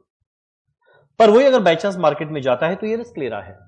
Risk होता है दो तरीका का, सिस्टमैटिक, एक होता है अनसिस्टमैटिक। मेरा सिस्टमैटिक रिस्क क्या है, जो पूरे के पूरे मार्केट में जैसे एक इंसान एंटर करता है ये अनअवॉइडेबल नेचर का है, जो पूरे मार्केट पे इंपैक्ट करेगा। अब जैसे मान लो कोई भी इलेक्शन का रिजल्ट आया मार्केट में, सब शेयर्स को इंपैक्ट करेगा। अगर बाई चांस जिस दिन बजट आएगा, यूनियन बजट आएगा, मार्केट के हर एक शेयर को इंपैक्ट करेगा। और वो कहीं पे वर्ल्ड में वॉर हो रहा है, मार्केट के हर एक शेयर को इंपैक्ट करेगा। तो ये इस तरह के रिस्क को बोलते हैं सिस्टमैटिक रिस्क, जो पूरे मार्केट को इंपैक्ट करे। आज जो मेरा अनसिस्टमैटिक रिस्क वो है, वो कौन सा रिस्क है? जो खाली एक पर्टिकुलर कंपनी या खाली एक इंडस्ट्री को इंपैक्ट करता है। तो मेरा सीएपीएम मॉडल के अंदर में इवेंचुअली जाके मेरा के का फॉर्मूला क्या बनता है?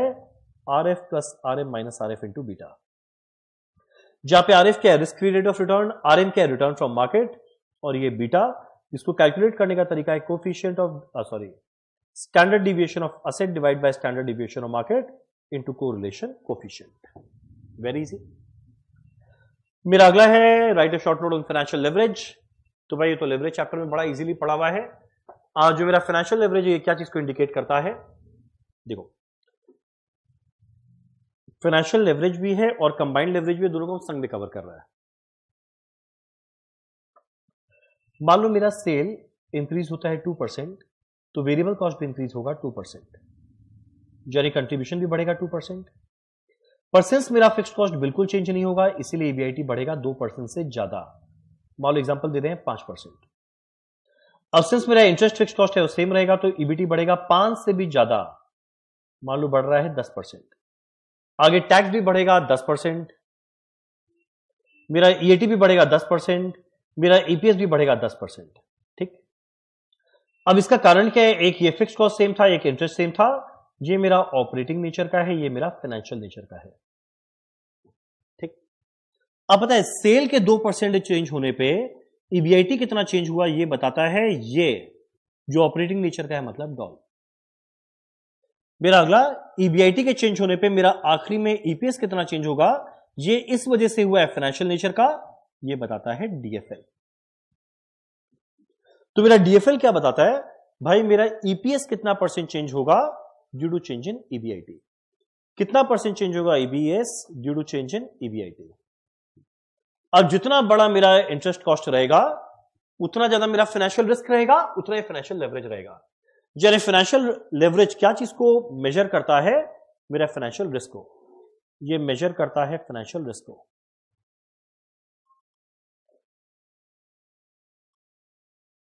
ठीक, जितना बड़ा इंटरेस्ट बर्डन रहेगा, उतना डीएफएल रहेगा, उतना ज्यादा रिस्क रहेगा। क्लियर है? अब मेरा अगला क्वेश्चन उठता है कंबाइंड लेवरेज क्या है? कंबाइंड लेवरेज यहां से यहां तक बताता है, यानी सेल के चेंज होने पे मेरा ईपीएस कितना चेंज होगा। इसमें दो कारण आया, एक ऑपरेटिंग फिक्स कॉस्ट का भी आया, एक फाइनेंशियल फिक्स कॉस्ट का भी आया। तो ये बताता है कंबाइंड लेवरेज। कंबाइंड लेवरेज क्या है? Combination of operating and financial leverage. Operating leverage बताया सेल के चेंज होने पे ईबीआईटी कितना चेंज होगा, फाइनेंशियल लेवरेज बताएगा ईबीआईटी के चेंज होने पे ईपीएस कितना चेंज होगा। तो कंबाइंड लेवरेज क्या बताता है? सेल के चेंज होने पे ईपीएस कितना चेंज होने वाला है। Formula contribution divided by EBT, earnings after interest, EBT बोल देना। क्लियर है यहां तक? और मेरा अगला है short note internal rate of return, capital waiting chapter का। जो मेरा आईआरआर है, आईआरआर क्या है? देखो, दो रेट होता है, एक होता है डीआरआर, एक होता है आईआरआर। और मेरा डीआरआर क्या होता है? डिजायर्ड रेट ऑफ रिटर्न, यानी कंपनी का इच्छा क्या है, उसका चाहत क्या है कमाने का। मेरा आईआरआर क्या होता है? एक्चुअल में कितना मिला, तो असली में क्या कमाया। तो मेरा आईआरआर क्या है? वो रेट, जो रेट एक इन्वेस्टर एक असली में प्रोजेक्ट में कमाता है। और मेरे के इन्वेस्टर असली में कितना एक प्रोजेक्ट के अंदर में अर्न किया है, वो मेरे को कैसे मिलेगा? जिस रेट पे मेरा एनपीवी का वैल्यू 0 हो जाए, असली में वो वही रेट अर्न किया है। तो देखो, मेरा आईआरआर कैसे मिलने वाला है? आईआरआर वो रेट है जहां पे present value of cash inflow is equal to present value of cash outflow हो जाए। यानी जिस रेट पे मेरा एनपीवी का वैल्यू 0 हो जाए, उस रेट को क्या बोलते हैं? आईआरआर। अब फॉर्मूला ये सब मत पढ़ना, पागल हो जाएगा। आईआरआर का कैलकुलेशन करते कैसे हैं? यहां पे याद करो, एक तो गेस वर्क करना पड़ता था। एक इंटरेस्ट रेट लिए मान लो 7%, फिर एनपीवी का टेबल बनाए, पीवी फैक्टर लिए 7% और कैलकुलेट किए मेरा एनपीवी 0 आया क्या। और मान लो मेरा एनपीवी पॉजिटिव आया, तो 7 के बाद अगला गेस करेंगे 8, और पॉजिटिव आया अगला गेस करेंगे 9। तो हम लोग वैसे गेस वर्क करते चलेंगे जिस रेट पे जाके मेरे एनपीवी का वैल्यू 0 ना जाए। मेरा वेंचर कैपिटल क्या था ऑलरेडी पढ़ लिए, वापस मत पढ़ना। मेरा अगला है डेटर टर्नओवर रेशियो। अब देखो मेरा डेटर टर्नओवर रेशियो का पहले फॉर्मूला क्या है वो सोचना। मेरा डेटर टर्नओवर रेशियो का फॉर्मूला क्या होता है, credit sale divided by average debtor. अब देखो इस तरह के शॉर्टकट को लिखना कैसे, फॉर्मूला पता है तो पहला लाइन लिखना है establish the relationship between credit sales and average debtor, done. फिर अगला लाइन में डेटर टर्नओवर रेशियो का फॉर्मूला लिख देना, credit sale divided by average debtor. तीसरे लाइन में एक इलस्ट्रेशन बता देना, मान लो क्रेडिट सेल का वैल्यू है 10 लाख, एवरेज डेटर है 1 लाख, तो मेरा डेटर टर्नओवर रेशियो क्या 10 लाख बाय 1 लाख यानी 10 टाइम्स। यानी मेरे 365 डेज के अंदर में डेटर से 10 बार पैसा मिला, यानी कितने डेज में मिल रहा है 365 डिवाइड बाय 10 36.5 डेज। और एक कंपनी हमेशा चाहेगा डेटर टर्नओवर रेशियो को ज्यादा से ज्यादा करना, कि जितना ज्यादा पैसा मिलेगा उतना अच्छा है मेरे कंपनी के लिक्विडिटी के लिए। तो पूरा का पूरा कहानी की है। अब मेरा अगला है एडवांटेजेस ऑफ रेशियो एनालिसिस। अब मेरा रेशियो एनालिसिस का एडवांटेज क्या है, देखो मेरा सबसे पहला बात, जो मेरा रेशियो है वो कैलकुलेट करने के बाद हम लोग एनालिसिस करते हैं कॉम्पिटिटर्स के साथ, ताकि आइडिया लगे कंपनी का स्ट्रेंथ क्या है, वीकनेस क्या है, कहां पे एफिशिएंट है, कहां पे इसमें प्रॉब्लम एरिया है, किस पे इसको इंप्रूव करना है, किसमें जो इंप्रूवमेंट का जरूरत नहीं है, जो अच्छा कर रहा है उसको सस्टेन करना है। तो सबसे पहला बात ये वैलिडेट करता है, डिस्प्रूव करता है फाइनेंसिंग, इन्वेस्टमेंट, ऑपरेटिंग डिसीजन। अगला है कंपेयर करता है और इवैल्यूएट करता है फाइनेंशियल पोजीशन। नेक्स्ट एफिशिएंट है, सॉल्वेंसी में या लॉन्ग टर्म में बताता है कौन सा प्रॉब्लम एरिया है, कहां पे मैनेजमेंट को ध्यान देना है, ये सारा का सारा बताता है किसके साथ, अदर फर्म इंडस्ट्री के साथ कंपेयर करके। ये जरूर फालतू है, हटाओ। Advantage of ratio analysis just पढ़े, वापस पढ़ने मत बैठ जाना, ऑलरेडी पढ़ा हुआ है। लिक्विडिटी बताता है, लॉन्ग टर्म फाइनेंशियल बताता है, ऑपरेटिंग एफिशिएंसी बताता है, फॉर्म कंपैरिजन बताता है, ये सब कुछ। रेमेडियल एक्शन क्या लेना है, कहां प्रॉब्लम है। अब आता है मेरा difference between cash flow fund flow. तो कैश फ्लो स्टेटमेंट में हम लोग देखते हैं कैश एंड कैश इक्विवेलेंट का इनफ्लो आउटफ्लो। फंड फ्लो में देखते हैं changes in financial position, fund का चेंज। फंड होता है वर्किंग कैपिटल, यानी सीए माइनस सीएल का चेंज बताता है fund flow statement. Cash and bank में कितना चेंज आता है वो बताता है कैश फ्लो स्टेटमेंट। तो कैश शुरू में कितना था, लास्ट में कितना था, और ये क्या बताता है फाइनेंशियल पोजीशन यानी वर्किंग कैपिटल में कितना चेंज आया। मेरा कैश फ्लो स्टेटमेंट है कैश बेसिस पे, ये है accrual. Cash flow short term में काम आता है, ये लॉन्ग टर्म में। डन। अब अगला है मेरा डिटर्मिनेंट्स ऑफ वर्किंग कैपिटल। यानी कंपनी में मेरा वर्किंग कैपिटल रिक्वायरमेंट क्या आएगा, ये किस किस फैक्टर पे डिपेंड करता है। पहला, मेरे बिजनेस का नेचर क्या है। अब अगर मान लो कोई सर्विस सेक्टर इंडस्ट्री है, उसके अंदर में एक वर्किंग कैपिटल का जरूरत नहीं है, पर वही अगर एक मैन्युफैक्चरिंग कंपनी है तो उसमें बहुत इन्वेंट्री रखना पड़ेगा। अगला, वो कंपनी का डेटर्स पॉलिसी क्या है, अगर डेटर्स को अच्छा खासा क्रेडिट पीरियड दे रहे तो डेटर्स का वैल्यू बहुत रहेगा। अगला मेरा सीजनल वेरिएशन, ऑफ सीजन में वर्किंग कैपिटल कम लगेगा, पीक सीजन में वर्किंग कैपिटल ज्यादा लगेगा। अगला मेरा डिपेंड करेगा वॉल्यूम ऑफ बिजनेस पे। अगला मेरा डिपेंड करेगा कि रॉ मटेरियल स्टॉक कितना रखना है।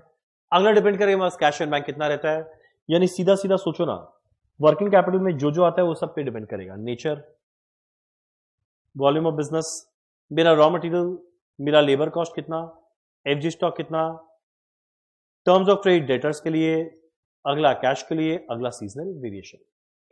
अगला danger of इनएडिक्वेट amount of working capital. भाई इसमें इतना कहानी लिखा है, सब फालतू बात है, सीधा सीधा समझो। इनएडिक्वेट अमाउंट ऑफ वर्किंग कैपिटल, जिन्हें अगर वर्किंग कैपिटल जितना चाहिए, एक गलती हो सकता है मुझसे ज्यादा लेके आ जाए, एक गलती हो सकता है मुझसे कम लेके आ जाए। मान लो मेरे को वर्किंग कैपिटल लोन चाहिए था 40 लाख का, पर हम एस्टिमेट करके 50 लाख लेकर आ गए, तो मेरे को रुपया चाहिए था 40 लाख, हम लेके आ गए 50 लाख, हम महाबेवकूफ है। कारण क्या, जो बेफालतू में 10 लाख रुपए एक्स्ट्रा लेकर आए उसमें मेरे को फालतू में इंटरेस्ट खोना पड़ेगा, तो मेरा प्रॉफिट का नुकसान होगा। पर वही अगर हम बाई चांस 40 लाख की जगह खाली 30 लाख लेकर आए, तो उससे भी बड़े बेवकूफ है। क्यों, जितना रुपया मेरे को चाहिए अगर मुझसे कम रुपया लेकर आया, तो बिजनेस करने के दौरान हम एक जगह ना अटक जाएगा कि यार मेरे को पैसा चाहिए, मेरे पास तो पैसे का कमी हो गया। तो उस दौरान पता है क्या होने वाला है, लिक्विडिटी क्रंच। तो देखो अगर बाई चांस इनएडिक्वेट रहा वर्किंग कैपिटल, तो पहला बात प्रॉफिटेबिलिटी में नुकसान, डे टू डे बिजनेस में प्रॉब्लम होगा, लिक्विडिटी क्रंच हो जाएगा और वर्स्ट पार्ट जो रेपुटेशन है, गुडविल है, उसमें नुकसान होगा। तो पहला बात, जो भी मेरा प्लान किया हुआ था उसको हम इंप्लीमेंट नहीं कर पाएगा। अगला, इनएडिक्वेट से मेरा बिजनेस का प्रॉफिटेबिलिटी इंपैक्ट आएगा, ग्रोथ रुक जाएगा, डे टू डे में मेरा मुश्किल हो जाएगा, ढंग से एसेट को यूज नहीं कर पाएंगे, गुडविल का नुकसान होगा। और मेरा 3-4 ठो शॉर्ट नोट, लीज फाइनेंसिंग। मेरा पहला क्वेश्चन उठता है, लीज का मतलब क्या? जहां पे कोई भी मान लो एक कंपनी एक एसेट परचेज किया,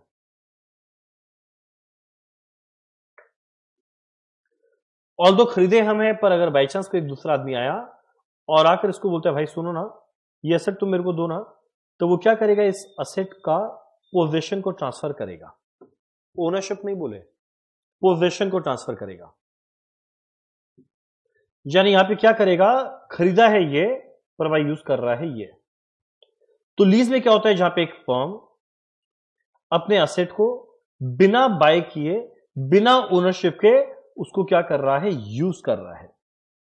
यानी एक तरह का ये क्या कर रहा है, एसेट को रेंट पे दे रहा है। तो जो आदमी दे रहा है वो है लेसर, जो आदमी यूज कर रहा है वो है lessee. Lessor right to use देता है, ओनरशिप नहीं देता। यानी यूज करने का अधिकार है वो उसको दे दिया, पर एक फिक्स्ड टाइम पीरियड के लिए कि इतने दिन तक यूज करो, वापस से हम ले लेंगे। और इस बीच में वो मेरे को क्या देने वाला है, लीज रेंटल। इस बीच में एक प्रॉपर टर्म्स एंड कंडीशन के साथ एक अग्रीमेंट या कॉन्ट्रैक्ट बनता है। मेरा लीज होता है दो तरीका का, एक को बोलते हैं ऑपरेटिंग लीज, एक को बोलते हैं फाइनेंस लीज। जो मेरा ऑपरेटिंग लीज है ये होता है शॉर्ट टर्म, यानी जितना यूजफुल लाइफ है, मान लो 10 साल, हम उसको खाली 3 साल के लिए दिए, भाई 3 साल यूज कर, वापस मेरे को देना, बाकी 7 साल हम यूज करेंगे। और हम चाहे तो उसको बीच में कैंसिल कर सकता है कि भाई 3 साल भी यूज नहीं करने देंगे, तो मेरे को जल्दी दे, मेरे को पहले यूज करना है, ठीक। और जो मेरा फाइनेंशियल लीज होता है ये क्या है, मान लो अगर 10 साल का है तो लिटरली हम उसको 9 साल यूज करने दे दिया, अच्छा खासा सब्सटेंशियल टाइम पीरियड में वो यूज कर रहे हैं। यानी हम खाली खरीद के बैठे हैं, ना मेरा इंटेंशन है अभी यूज करने का और ना इंटेंशन है बाद में यूज करने का। तो फाइनेंस लीज में खाली मेरे बुक्स में रिकॉर्ड हुआ, पर इफेक्टिवली सब्सटेंस ओवर फॉर्म में देखा जाए पूरा पूरी वही यूज कर रहा है। तो लॉन्ग टर्म नेचर का रहेगा, वो नॉन कैंसिलेबल रहेगा। तो देखो यहां पे क्या है, हम लोग पूरे के पूरे इन्वेस्टमेंट को अमोर्टाइज किए, लॉन्ग पीरियड रहेगा, नॉन कैंसिलेबल रहेगा। डन। मेरा अगला शॉर्ट नोट है, objective function power of SEBI. देखो मेरा सेबी का इंटेंशन क्या है, लिस्टेड कंपनी में हर एक जन आजकल पैसा लगाता है, क्वालिफिकेशन आए ना आए, पैसा लगा के कमाना सीख जाओ। तब इस केस में ऐसे इन्वेस्टर लोग के इंटरेस्ट को प्रोटेक्ट करना एकमात्र उद्देश्य है सेबी का, कि जो सिक्योरिटी मार्केट है वो ढंग से काम हो, जो इन्वेस्टर है उसके साथ कोई नुकसान ना हो जाए। अब ये ऑब्जेक्टिव को पूरा करने के उसका बहुत सारा फंक्शन है। पहला, स्टॉक एक्सचेंजेस को ये रेगुलेट करता है, बीएससी एनएससी। जो बीच में ब्रोकर आता है, शेयर ट्रांसफर एजेंट आता है, अंडर राइटर आता है, मैनेजर्स आता है, उनका रजिस्ट्रेशन पहले करवाना पड़ेगा सेबी के पास। वो देखेगा वो लोग इस काबिल है ना, उसके बाद ही उनको सर्टिफिकेट रजिस्ट्रेशन मिलेगा। खाली वही लोग ये काम कर सकते हैं। अगला, डिपॉजिटरी सीडीएसएल एनएसडीएल, ये लोग को रेगुलेट करता है, कोई भी फ्रॉड ना हो, अनफेयर ट्रेड प्रैक्टिस ना हो, इस चीज को मॉनिटर करता है। और ये सारा का सारा पावर उनको मिला हुआ है एससीआर एक्ट के तहत, जो सीधा सेंट्रल गवर्नमेंट डेलीगेट किया है। मेरा अगला है विंडो ड्रेसिंग। ये पढ़ना मत, ये ऑलरेडी हम लोग डिस्कस कर लिए थे। मेरा विंडो ड्रेसिंग क्या है, जहां पे जो फाइनेंशियल स्टेटमेंट होना चाहिए उससे बेटर दिखाता है। ये एक लाइन तो लिख दिया, 3-4 एग्जांपल लिख देना कि डेटर से पैसा नहीं मिल रहा है, पर हम लोग दिखा दिए कैश मिल गया। अगला, कोई मेरा स्टॉक टर्नओवर रेशियो गंदा है, उसको इंप्रूव करके दिखा दिए। यानी जो ट्रू पिक्चर है उसको अगर मैनिपुलेट करके दिखाते हैं उसे कहते हैं विंडो ड्रेसिंग। मेरा लास्ट में फंड फ्लो स्टेटमेंट का सिग्निफिकेंस। तो फंड फ्लो स्टेटमेंट का उद्देश्य क्या है, डिसीजन में हेल्प करता है। अगला ये बताता है कि फंड में कितना मूवमेंट आया, as a guide for future. Working capital ढंग से यूज हो रहा है ना, कहां से सोर्स ऑफ फंड क्या है, कहां यूज किया गया, डायरेक्टली मैनेजमेंट इसको कंट्रोल करता है। और मेरा अगला 3-4 शॉर्ट नोट है, जिसके अंदर में देखेगा ना, ये दोनों तो ऑलरेडी पढ़ा हुआ है, डीएफएल क्या था एंड वर्किंग कैपिटल क्या था। एक पढ़ते हैं डेट सिक्योरिटाइजेशन। देखो मेरा डेट सिक्योरिटाइजेशन का मतलब क्या, मान लो मेरी एक कंपनी है, एक बैंकिंग कंपनी है, जो क्या करता है, बहुत सारे लोग को लोन देता है। ए को लोन दिया, बी को दिया, सी को दिया, डी को दिया, ई को दिया, सबको 10-10, 15-15 साल का लोन दिया हुआ है। अगर हम लोन दिए हैं तो जिसने लोन लिया उसके लिए लायबिलिटी है, और अगर हम लोन दिया है मेरे को फ्यूचर में मिलेगा, वो मेरे लिए एसेट हो गया। अब अगर हम एक बार का दुनिया भर का आदमी लोग को लोन देके बैठ गया है अलग अलग मैच्योरिटी के साथ, अलग अलग इंटरेस्ट रेट में, पर अगर बाई चांस मेरे को तुरंत खुद को पैसे का जरूरत पड़ जाए तो इन लोग से तो हम ले नहीं पाएगा। तो पता है डेट सिक्योरिटाइजेशन में क्या होता है, ये सारे के सारे लोन को हम लोग क्या करते हैं, क्लासिफाई करते हैं। किस बेसिस पे क्लासिफाई करते हैं कि भाई मैच्योरिटी पैटर्न क्या है। 10 साल वाले लोन एक साथ हो जाओ, 15 साल वाले एक साथ हो जाओ, 5 साल वाले एक साथ हो जाओ। इंटरेस्ट रेट के बेसिस पे करते हैं, रिस्क के बेसिस पे करते हैं। और एक और ये जो पूल बनाए, इसे कहते हैं असेट पूल। एक और जो पूल बनाए, ये पूल बनाकर हम लोग क्या करते हैं, एक इंडिपेंडेंट आदमी ट्रस्टी को सेल कर देते हैं। अब जैसे ही ट्रस्टी को बेचा वो उससे तुरंत रुपया लेगा, तो भैया इसको पैसा चाहिए था तुरंत मिल गया, पर ये सारे के सारे जो डेटर थे अब वो हो गए ट्रस्टी के। अब मेरा अगला क्वेश्चन उठता है, भाई ट्रस्टी रुपया कहां से देगा। ट्रस्टी क्या करेगा, जब ये सब परचेज कर रहा है ना, इसका जो असेट परचेज कर रहा है उसके अगेंस्ट में क्या करेगा, मार्केट में सिक्योरिटीज इशू करेगा, और सिक्योरिटी को इशू करके मार्केट से पैसा रेज करेगा, और एग्जैक्ट ये पैसा इसको यहां पे ट्रांसफर करेगा। तो देखो प्रोसेस क्या है, सबसे पहले सारे के सारे लोन को हम लोग पूल में बांटे based on maturity period, interest rate, risk. अब ऐसे पूल को हम लोग ट्रांसफर करने वाले हैं ट्रस्टी को। ट्रस्टी क्या करेगा, सिक्योरिटीज को इशू करेगा इन्वेस्टर से। एक और ये पैसा आ गया, उसके बाद ये क्या करेगा, इस बैंकिंग कंपनी को ये पैसा वापस से लौटाएगा। इसी पूरे प्रोसेस को बोलते हैं डेट सिक्योरिटाइजेशन। अब ऐसा नहीं है बैंकिंग कंपनी सबको बेच देगा, कुछ को वो बेचेगा, कुछ को रखेगा। जिसको बेचा है वो डेट सिक्योरिटाइजेशन का पार्ट हो गया, और जिसको ये अपने पास रखा उसे रिटेन एसेट बोलेगा। तो बस एक डायग्राम बनाए, ये 4-5 पॉइंट लिखे, काम खत्म। मेरा अगला है determinants of working capital, already पढ़ लिए थे। नेचर एंड साइज क्या है, ग्रोथ एक्सपेंशन क्या है, ये सब एफिशिएंसी फालतू चीज। डीएफएल ऑलरेडी पढ़ लिए हैं। अगला है नीड ऑफ कैपिटल बजटिंग। भाई कैपिटल बजटिंग का जरूरत क्या है। अब देखो कैपिटल बजटिंग में लोग बहुत सारे डिसीजन लेते थे, बिजनेस करे ना करे, प्रोजेक्ट करे ना करे, फिक्स एसेट परचेज करे या ना करे, एक पुराना मशीन उसको रिप्लेस करे या ना करे, आरानी को लाइफ है कौन से प्रोजेक्ट को एक्सेप्ट करे, बाय करे या लीज पर ले। तो ये सारा का सारा डिसीजन मेकिंग जो पड़े थे कैपिटल बजटिंग में, वही करने का कारण है। मेरा अगला है शॉर्ट नोट ऑन पीआई। अब देखो पीआई का फॉर्मूला क्या है तुम लोगों को पता है, PV of cash inflow by PV of cash outflow. मान लो शॉर्ट नोट नहीं भी पता तो पहला line, it establishes the relationship between PV of cash inflow and PV of cash outflow.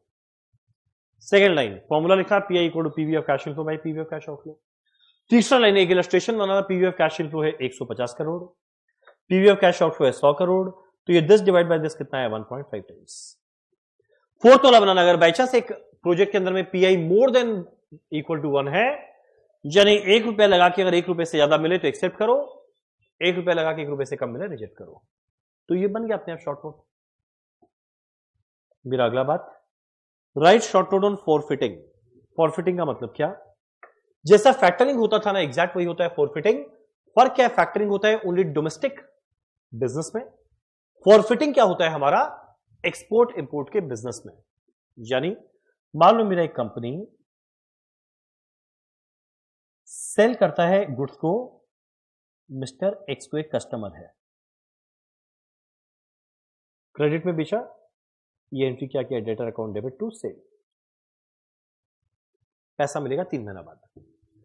अब मान लो मेरे कंपनी को तुरंत पैसे की जरूरत पड़ गया, तो ये क्या करेगा, एक इंडिपेंडेंट आदमी के पास जाएगा, जो लोग पढ़ते थे फैक्टर, और जाकर ऐसे डेटर को बेच देगा, उससे तुरंत पैसा लेगा, ऐसे डेटर को बेच देगा, उससे तुरंत पैसा लेगा। तो यह जितने रुपए का डेटर था उतना रुपया ये पूरा नहीं देगा, ये क्या करेगा, सबसे पहले अपना कमीशन माइनस करेगा, अपना एक फीस माइनस करेगा, अपना रिजर्व माइनस करेगा, और बाकी पैसा ट्रांसमिट कर देगा। और ये अरेंजमेंट इंडिया के अंदर में हो रहा है, यानी अगर ये तीनों इंडिया के लोग हैं तो ये फैक्टरिंग है। पर अगर बाई चांस ये इंडिया का है और भाई ये जो है वो यूएस का है, अलग अलग देश हो जाए, तो ये फैक्टरिंग में ये क्या बन जाएगा, फॉरफिटिंग। तो फॉरफिटिंग क्या है, जो एक्सपोर्ट किया वो अपने राइट को रेलिंक्विश कर रहा है, यानी त्याग रहा है कि फ्यूचर में मेरे को पैसा नहीं चाहिए, मेरे को तुरंत कैश दे दो, तुरंत पैसा ले रहा है। तो जितना रिस्क है, रिस्पॉन्सिबिलिटी है इससे पैसा पाने का, वो किसी और को दे दिया। किसको दिया, फैक्टर नहीं, यहां पे वर्ड यूज करेंगे फॉरफिटर को। इस चीज को क्या बोलते हैं, फॉरफिटिंग। और मेरा अगला है फैक्टरिंग वर्सेस बिल डिस्काउंटिंग। तो भैया फैक्टरिंग क्या था, ये हम पूरा का पूरा प्रोसीजर समझाया। जबकि बिल डिस्काउंटिंग में क्या होता है, और बाई चांस मिस्टर एक्स इसको एक बिल रिसीवेबल देता कि हम 3 महीना बाद पैसा देंगे, और ये कंपनी बैंक में जाके इसको डिस्काउंट करवा लेता, इसको बोलता बिल डिस्काउंटिंग। तो दोनों प्रोसीजर हम लोग को पता है, लिख देना। मेरा अगला है सिस्टमैटिक अनसिस्टमैटिक रिस्क, जो हम कुछ देर जस्ट पहले बताया था। सिस्टमैटिक रिस्क पूरे के पूरे मार्केट को इंपैक्ट करता है, और अनसिस्टमैटिक खाली कंपनी को इंपैक्ट करता है। ये अनअवॉइडेबल नेचर का है, ये अवॉइडेबल एलिमिनेट कर सकते हैं। मेरा सिस्टमैटिक एग्जांपल क्या है, गवर्नमेंट का पॉलिसी, इन्फ्लेशन, इंटरेस्ट रेट, और अनसिस्टमैटिक खाली एक कंपनी का रिस्क है। मेरा अगला है ऑपरेटिंग, क्या नाम है, लीज और फाइनेंशियल लीज, जस्ट कुछ देर पहले पढ़े। मेरा ऑपरेटिंग और फाइनेंशियल लीज क्या है, ऑपरेटिंग शॉर्ट टर्म है, फाइनेंशियल लॉन्ग टर्म है। ऑपरेटिंग कैंसिलेबल है, फाइनेंशियल नॉन कैंसिलेबल है। ऑपरेटिंग जितना यूजफुल लाइफ है उससे बहुत कम टाइम पीरियड के लिए दिया गया। फाइनेंशियल जितना टाइम पीरियड है, यूजफुल लाइफ है ऑलमोस्ट उतने टाइम पीरियड के लिए दिया गया। ऑपरेटिंग में लेसर ही मेन ओनर है, फाइनेंशियल के अंदर में इवन दो लेसर बुक्स में ओनर है, पर सब्सटेंस ओवर फॉर्म के हिसाब से लेसी पूरा यह टाइम यूज करेगा, तो सब्सटेंस ओवर फॉर्म के हिसाब से वो एक तरह का कंट्रोल रहेगा उसके पास। मेरा अगला है difference between GDR and ADR, वो करते हैं फटाफट। अब देखो जीडीआर एडीआर क्या है, देखो मेरा जीडीआर एडीआर क्या है। अगर बाय चांस एक कंपनी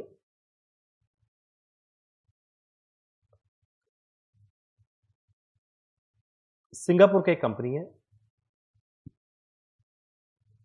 वो अगर अपने ही देश से पैसा रेस करे तो इक्विटी शेयर के द्वारा पैसा रेस कर सकता है, पर वही अगर बाई चांस सिंगापुर की कंपनी को इंडिया से पैसा रेस करना है, तब ये क्या करेगा, सबसे पहले जाएगा अपने बैंक के पास, मान लो एचएसबीसी बैंक सिंगापुर, और बोलेगा भाई मेरे को इंडिया से पैसा रेस करना, तुम क्या अरेंज करवा सकता है। फिर एचएसबीसी सिंगापुर वाला एचएसबीसी इंडिया से बात करेगा, बोले देखो भैया सिंगापुर की कंपनी है, इसको ना पैसा रेस करना है इंडिया से, तो क्या तुम इसको पूरे अरेंजमेंट को करवा सकते हो। तो ये एचएसबीसी इंडिया बोलेगा हाँ करवा सकते हैं। तब यहां पे होगा क्या,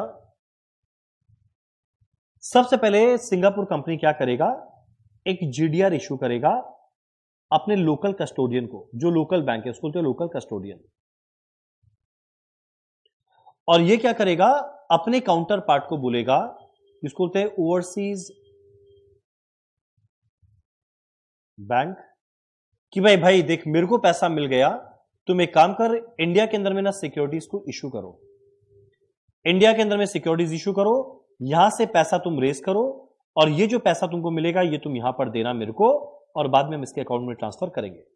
यानी सिंगापुर वाला सीधे इंडिया में नहीं आ पाया, वो अपने बैंक को अपॉइंट किया एज अ ट्रस्टी, ये जो बैंक है वो अपने इंडियन बैंक को बोला भाई तुम पैसा रेस कर, तो ये क्या करेगा, इंडिया के अंदर में इक्विटी शेयर इशू करेगा, और इंडिया के अंदर में ट्रेड किया जाएगा, इंडिया में जो बीएससी एनएससी उसमें ट्रेड किया जाएगा, और एक और ये पैसा रेस हो गया, ये ट्रांसफर करेगा इधर, ये वापस यहां पहुंचाएगा, इसे कहते हैं जीडीआर। पर वो अगर अमेरिकन कंपनी ऐसा काम करेगा उसको बोलेंगे एडीआर। तो जीडीआर क्या एक नेगोशिएबल इंस्ट्रूमेंट, जहां पे एक इंस्ट्रूमेंट जो फ्रीली ट्रेड होगा इंटरनेशनल मार्केट में, स्टॉक एक्सचेंज में ट्रेड होगा, वो इशू किया गया। अब इसको हम लोग जनरली इशू करते हैं यूएस डॉलर में, शेयर्स दिया जाएगा, तो हर एक जीडीआर के अगेंस्ट में एक इक्विटी शेयर इशू किया गया, फ्रीली ट्रेड होगा इंटरनेशनल मार्केट में, जैसे डिविडेंड मिलता है मिलेगा, एक लोकल कस्टोडियन रहेगा, तो ये सब कुछ हो गया जीडीआर। एडीआर के अंदर में क्या होगा, यूएस के अंदर में अगर इशू किया जाए उसे हम लोग क्या कहने वाले हैं, एडीआर। अब लास्ट में कुछ शॉर्ट नोट। मेरा पहला है वेंचर कैपिटल फाइनेंसिंग, जो ऑलरेडी पढ़ लिए, हाई रिस्क हाई रिवॉर्ड वाला। 3 तरीका से equity share, 49% conditional loan, convertible loan. मेरा अगला है अजम्पशन ऑफ एमएम मॉडल। ये हम लोग जब पढ़े थे उस समय डिस्कस किए थे एमएम मॉडल। एमएम के अंदर में क्या क्या अजम्पशन था? मेरा पहला, there is no tax, there is no flotation cost, खाली 2 ही सिक्योरिटीज है, इक्विटी शेयर, डिवेंचर। जितना फेश है पूरा पूरा डिविडेंड के फॉर्म में बांट दिया, इसलिए नो ग्रोथ। मेरा एबीआईटी हमेशा सेम रहेगा। ये सब अजम्पशन था। अब अगला बताता है असेट सिक्योरिटाइजेशन, डेट सिक्योरिटाइजेशन। तो देखो, डेट सिक्योरिटाइजेशन हम लोग पढ़े, एक बहुत सारा लोन है, वो एक ट्रस्टी को देगा, ट्रस्टी वाला मार्केट से पैसा रेज करेगा, ये वापस से ट्रांसफर करेगा, डेट सिक्योरिटाइजेशन।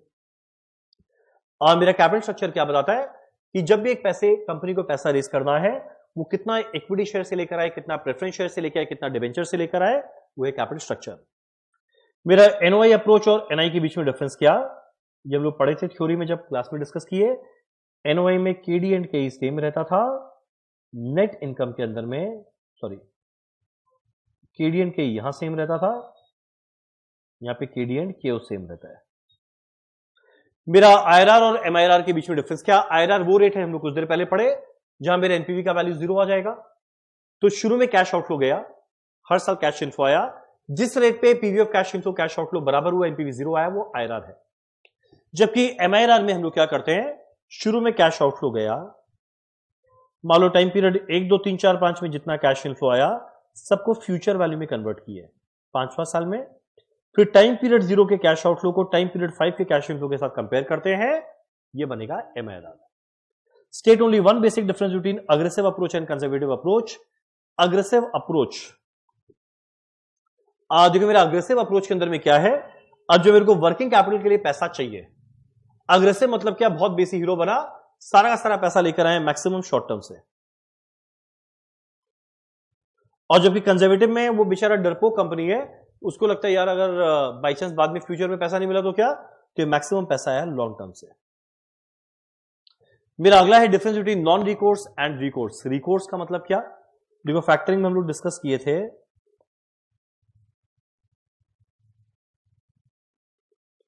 कि मान लो एक कंपनी अपने कस्टमर को बेचा है एक फैक्टर को, और बाद में फैक्टर, ये जो कस्टमर है, कंपनी है फैक्टर, जो मेरा कंपनी है वो कस्टमर को सेल किया 3 महीने के क्रेडिट पीरियड में, और मीनवाइल ये मेरा कंपनी क्या किया, ऐसे कस्टमर को फैक्टर को बेच दिया और तुरंत रुपया ले लिया। तब ये मेरे कस्टमर का ड्यूटी बनता है कि आफ्टर 3 मंथ्स बाद ये फैक्टर को पैसा दे, ठीक। और 3 महीना बाद फैक्टर को पैसा मिल गया, बहुत अच्छा बात। और 3 महीना बाद फैक्टर को पैसा नहीं मिला, तो ये फैक्टर वाला इस कंपनी से जाके वापस रुपया ले सकता है या नहीं, वो डिपेंड करता है वो नॉन रिकोर्स है या रिकोर्स। नाम है रिकोर्स, यानी फैक्टर जाएगा कंपनी को, बोलेगा भाई तेरा डेटर मेरे को पैसा नहीं दिया, तुम मेरे को दे, रिकोर्स। मेरा नॉन रिकोर्स मतलब क्या, अगर बैड डेट हुआ तो फैक्टर का नुकसान, कंपनी पैसा नहीं देगा। तो बैड डेट का रिस्क नॉन रिकोर्स में कौन लेता है, फैक्टर। रिकोर्स में कौन लेता है, ये कंपनी जो सेलर था। मेरा फैक्टरिंग और फॉरफिटिंग के बीच में डिफरेंस क्या, फैक्टरिंग जो पूरा अरेंजमेंट इंडिया में हो, फॉरफिटिंग जहां पे कस्टमर अलग देश का है, सेलर अलग देश का है। और लास्ट में मेरा बॉमन मॉडल, मिलर और बॉमन मॉडल क्या था, जहां पे रूट ओवर 280/C था, इसे कहते हैं सर्टेनिटी मॉडल। मेरा मिलर और मॉडल क्या है, जहां पे एक कंपनी अपने कैश का शुरुआत करता है नॉर्मल कैश बैलेंस से, और बहुत ज्यादा कैश हो जाए इन्वेस्टमेंट को, ये पैसे को इन्वेस्ट कर देगा ताकि वापस नॉर्मल कैश हो जाए, और अगर बाई चांस पैसे का कमी हो जाए, ये अपने इन्वेस्टमेंट को वापस सेल कर देगा ताकि वापस नॉर्मल कैश बैलेंस हो जाए। तो देखा, ये था मेरा मिलर और मॉडल। एनीवेज ये सारा हमारा क्लास में डिस्कस किया हुआ है।